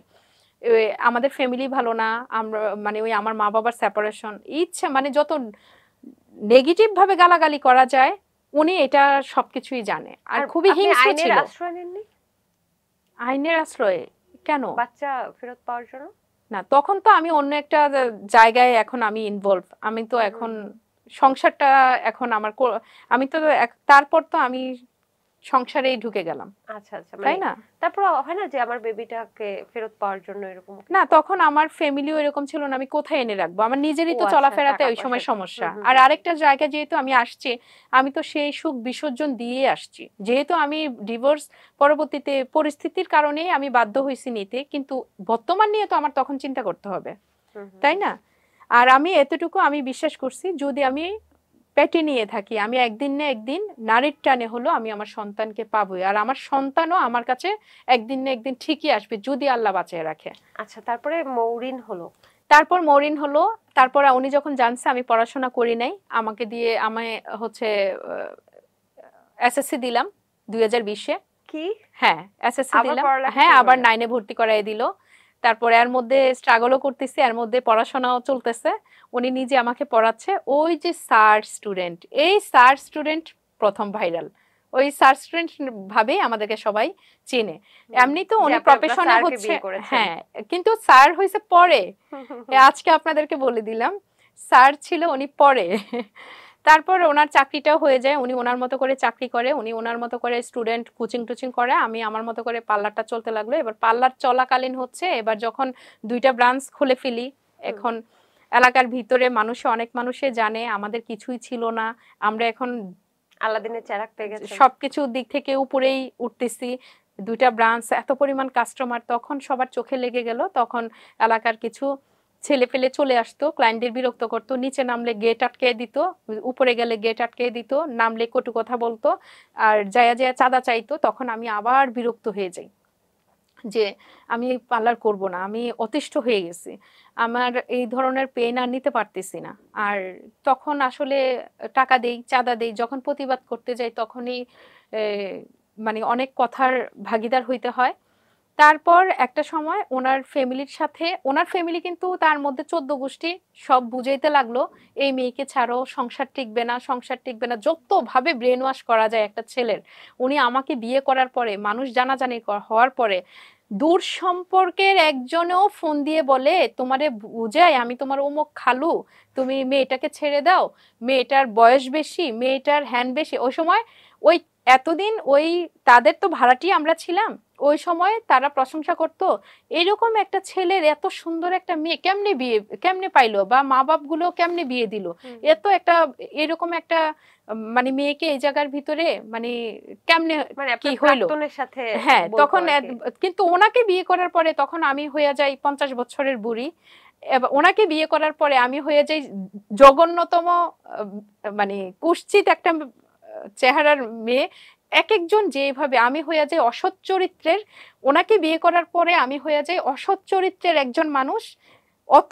অথচ আজ পর্যন্ত আমার চরিত্র নিয়ে কথা বলার মতো, আমি ওপেন চ্যালেঞ্জ এটা বলতে পারি, আমার এলাকাতে বলেন, আমার হাজবেন্ডের এলাকাতে বলেন, যেখানেই যান, ইভেন আমার হাজবেন্ডকে যদি তুমিও বলো আপুকে এই ছেলেটার সাথে দেখছি, বিশ্বাসই করবে না।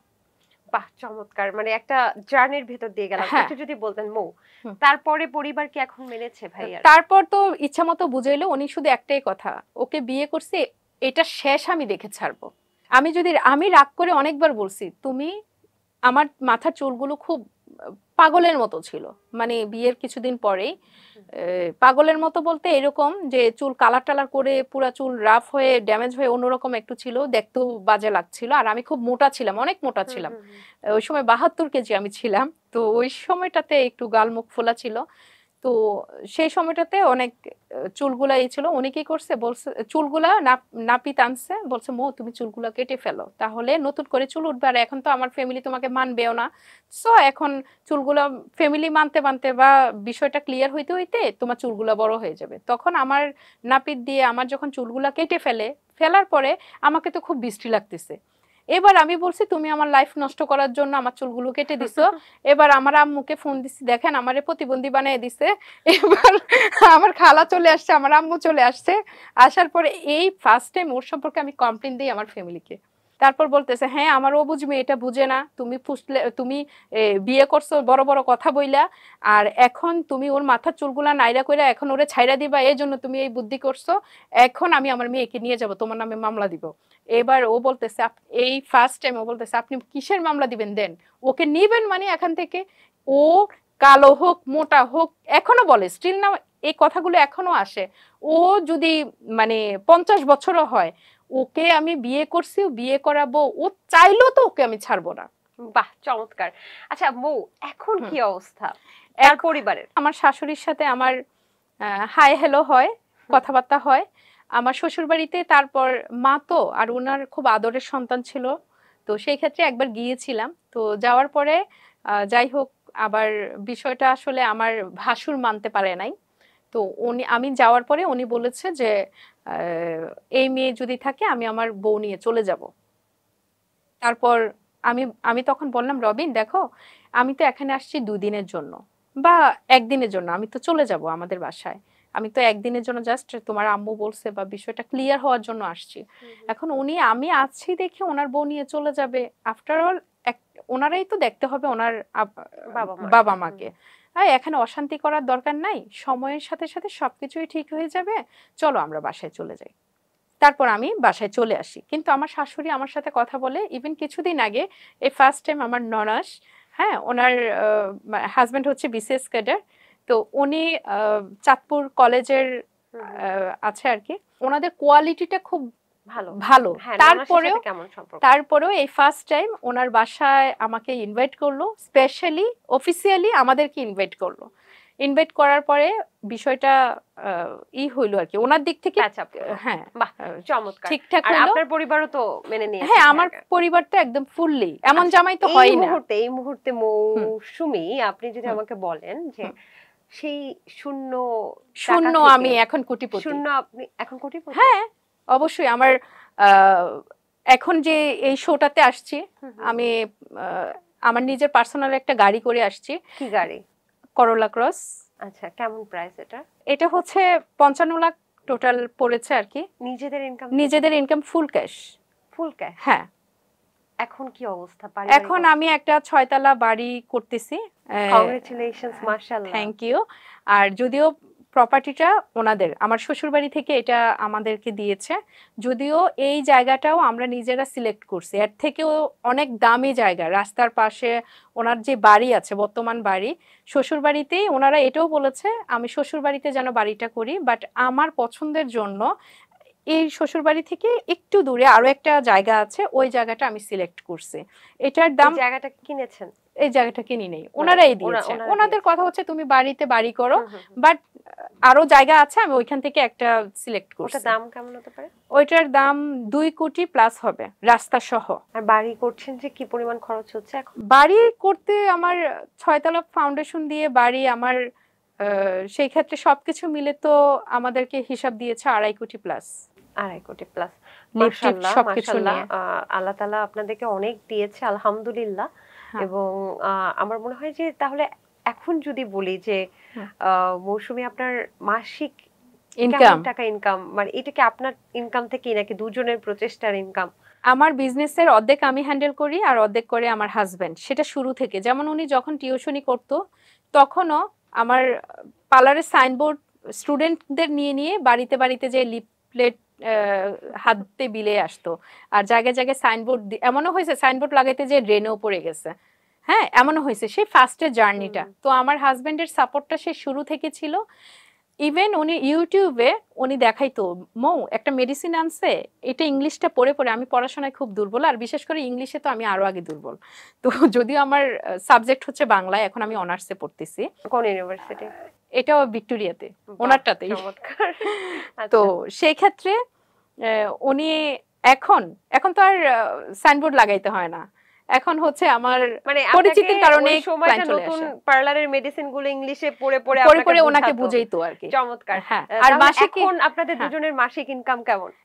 সেই সময়টাতে তো মাসিক ইনকামের কথা এই জন্য আসছে, আমি মনে করি যে দুজনেরই ইনকাম এটা, কারণ উনি না থাকলে আপনার ওঠা কখনোই সম্ভব হতো না। আর এখনো পর্যন্ত আমার পেজের মডারেটর বলেন, আমার ফোনের পেজের আমার মানে যেই ফোন কলটা, নাম্বারটা, সবকিছু উনিই ডিল করে, উনিই সামলায়। আচ্ছা, মাসিক ইনকাম আমার অনেক দিক থেকে টাকা আসে।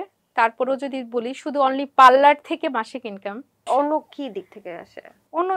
অন্য দিক থেকে আমাদের, হ্যাঁ এগুলো তো আছে। পেজ থেকে তো আমার মাসিক ইনকাম 10 লাখের উপরে।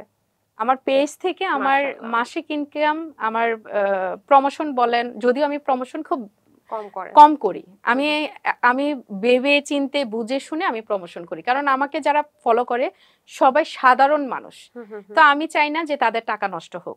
সো আমি এই জন্য আমি প্রমোশনের দিক থেকে আমি খুবই হিসাব করে কাজ করি। সবার আগে হচ্ছে ওরা আমার ক্লায়েন্ট, প্রমোশন দিয়ে আমি কয় টাকা পাবো, আমার ক্লায়েন্ট তারা বিশ্বাস করে মৌ আপু এটা বললে এটা সঠিক হবে, সত্য হবে। সো আমি প্রমোশনের বিষয়টা এই জন্য আমি খুবই কম করি।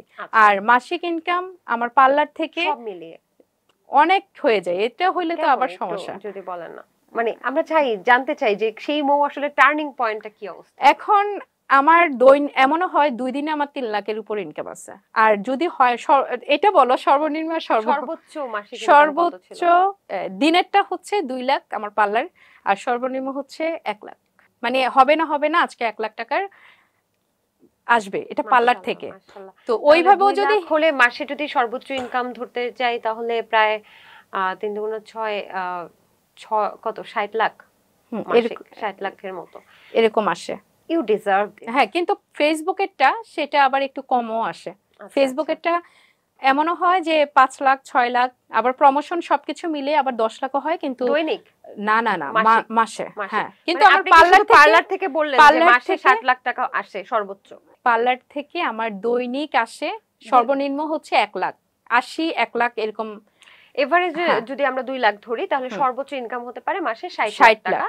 এটা হচ্ছে পার্লার থেকে। তারপরে যদি আবার পেজেটা যোগ করি ধরেন অনেক টাকা, 5 লাখ টাকা, মানে প্রায় আপনার 70 থেকে 80 লাখ টাকা আপনি মাসিক ইনকাম করতে পারেন। এটা একদম অনেস্ট একটা কথা আমি আসলে বলছি, এবং আমার মনে হয় আপনি এটা ডিজার্ভ করেন। হ্যাঁ, আর আমার পার্লারে তুমি যদি একদিন যাওয়ার পরে বলবা যে আজকে ঈদ, চাঁদ রাত, আমরা বলি যে চাঁদ রাত্রে হচ্ছে অনেক ভিড় থাকে, কিন্তু আমার পার্লারে প্রতিদিন ভিড় থাকে। আর বিশেষ করে আরেকটা কথা বললাম, যেমন ইনকাম তেমন কিন্তু ব্যয়ও আছে, কারণ আমার এখানে 30 থেকে 35 জন মেয়ে কাজ করে, ঠিক আছে? হ্যাঁ, এবং কি আমার এখানে অনেক অসহায় মেয়ে আছে যাদেরকে আমি শিখিয়ে পড়ায় নেই, কাজে রাখি। আবার প্রতিদিন আমার এখানে 15-20 জন মেয়ের রান্না বান্না চলে, তার মানে আমার এখানে অনেক খরচ। আপনার এখানে যারা কাজ করে তাদের সর্বনিম্ন বেতনটা কত? 16,000, 15,000। মনে আছে মৌসুমী, আপনি 8,000 টাকা দিয়ে শুরু করেছেন। আমি 8,000 টাকা দিয়ে শুরু করেছি, এবং কি আমার বেতন বলেছিল 2,000 টাকা, কিন্তু এখন আমি মানে 16,000 টাকা সর্বনিম্ন বেতন কত দিচ্ছেন? সর্বোচ্চ দিচ্ছি, যদি খাওয়া দাওয়া মিলে হিসাব করতে হয় তাহলে 20-25 এরকম। মাশাআল্লাহ মাশাআল্লাহ মৌসুমী, আমি আসলে সরি, সর্বনিম্ন 5,000 টাকা। আচ্ছা আচ্ছা, ওই যেগুলো একদমই কাজ শিখিয়ে নিচ্ছি এরকম। ঠিক আছে, তারপরেও কিছু মানুষের কর্মসংস্থান হচ্ছে, ভালো লাগলো। মৌসুমী, বিশ্বাস করেন আমি আসলে কয়েকটা ধাপে ধাপে ধাপে ধাপে গিয়েছি, এত সুন্দরভাবে আপনি কাহিনীটা বলে গেলেন। একটা ছোট কথা বলতে চাই, প্রথম দিনের থেকে আজকে আপনি অনেক কথা বলেছেন, অনেক সুন্দর করে গুছিয়ে গুছিয়ে কথা বলেছেন, তার মানে ইউ হ্যাভ দ্য কনফিডেন্স। না, সেটারও একটা কারণ আছে। যদি একটা মেয়ের একটা বিয়ে থাকে আগে, সেই ক্ষেত্রে সেকেন্ড বিয়ের ক্ষেত্রে হাজবেন্ড তাকে এত পরিমাণ অতীত নিয়ে কথা বলে, এত পরিমাণ অতীত নিয়ে খোঁটা দেয়, সেই মেয়েটার মানে একটা থাকে যে বরং আরো এই কথাটা অন্য কাউকে বলে আরো হালকা হয়। কিন্তু আমার হাজবেন্ডের একটাই কথা, আমি ওই দিনেই তোমার সাথে আমি আমার অতীতকে ফিল করলাম, বাট আমি ওনার সাথে সংসারের পর থেকে অতীত তো আমার সামনে আসাই যাবে না। আমার ওই সময় মাথায় এটা ছিল, আমি অতীত নিয়ে কথা বলে ফেলছি, আল্লাহ ওর কাছে আমি কি জবাব দিব? সে জানলে, সে এই শোটা দেখলে সে কি বলবে? অতীতের এই কথাটা উচ্চারণ করছি, আমার একটা মানে এই কথাটা উচ্চারণ করছে আমি। এখন তো টোনাটনি সংসার খুব ভালো চলছে। এখন ভালো বলতে আমাদেরকে এখন মানুষ আঙ্গুল দিয়ে দেখায়, ওই যে ওরা যাচ্ছে, ওই যে গাড়ি, মানে এখন মানুষ আমাদের আগে যদি এইভাবে তাকাইতো, যে মানুষগুলো এইভাবে তাকায় কথা বলতো, সেই মানুষগুলো এখন তাকাইলে ঘাটটা বাঁকা হয়। সো এইটাই হচ্ছে মানুষের কনফিডেন্স, মানুষের টাইম, আল্লাহর উপর ভরসা রাখলে আসলে মানুষ অনেক দূর যাওয়া সম্ভব। আর আমি আজকের এই সফলতা অর্জন করছি মানুষের সমালোচনার কারণে। মানুষের সমালোচনাটাকে শক্তি হিসেবে নিয়েছেন। অসংখ্য ধন্যবাদ মৌসুমী। আমরা চাই আপনি আরো অনেক উপরে যান, এবং আমার মনে হয় আপনি জীবনে যত কষ্ট করেছেন আপনি এটা ডিজার্ভ করেন। ওই যে সৃষ্টিকর্তার কাছে চেয়েছিলেন কেন মিলছে না, এখন হয়তো সৃষ্টিকর্তা মিলিয়ে দিচ্ছে। থ্যাংক ইউ সো মাচ, আপনি অনেক ভালো থাকেন। আমি একটা কথাই বলতে চাই, আমি আমার হাজবেন্ডকে অনেক বেশি ভালোবাসি, অনেক বেশি সম্মান করি। আমি এই সম্পর্কটা, অনেক কিছু আসছে, এই সম্পর্কটা যদিও অল্প একটু সময়ের মধ্যে আপনারা অনেক কিছু শুনছেন, কিন্তু ওনার উপর দিয়ে যা গেছে আমাকে বেঁধে রাখার জন্য, ফ্যামিলি ওনাকে একদিক দিয়ে টানছে, সবাই ওনাকে একদিক দিয়ে টানছে, কিন্তু ওনার জন্য, উনি ধরে রাখার কারণে আজকে ওনার কাছে আমি আছি। ওনার অবদান একদমই আপনি ভুলতে পারবেন না বা অস্বীকার করতে পারবেন না। ধন্যবাদ মৌ, আপনি ভালো থাকবেন। দর্শক, এই ছিল আজকের আয়োজন, আশা করছি খুব ভালো লেগেছে, অনেকের ইন্সপায়ারিং কাহিনী হতে পারে আজকের এই এপিসোডটা। আপনারা ভালো থাকবেন, আগামী পর্বে আবারও কারো জীবনের গল্প নিয়ে আমরা হাজির হব। সে পর্যন্ত ভালো থাকুন, সুস্থ থাকুন, ভালোবাসার সাথেই থাকুন।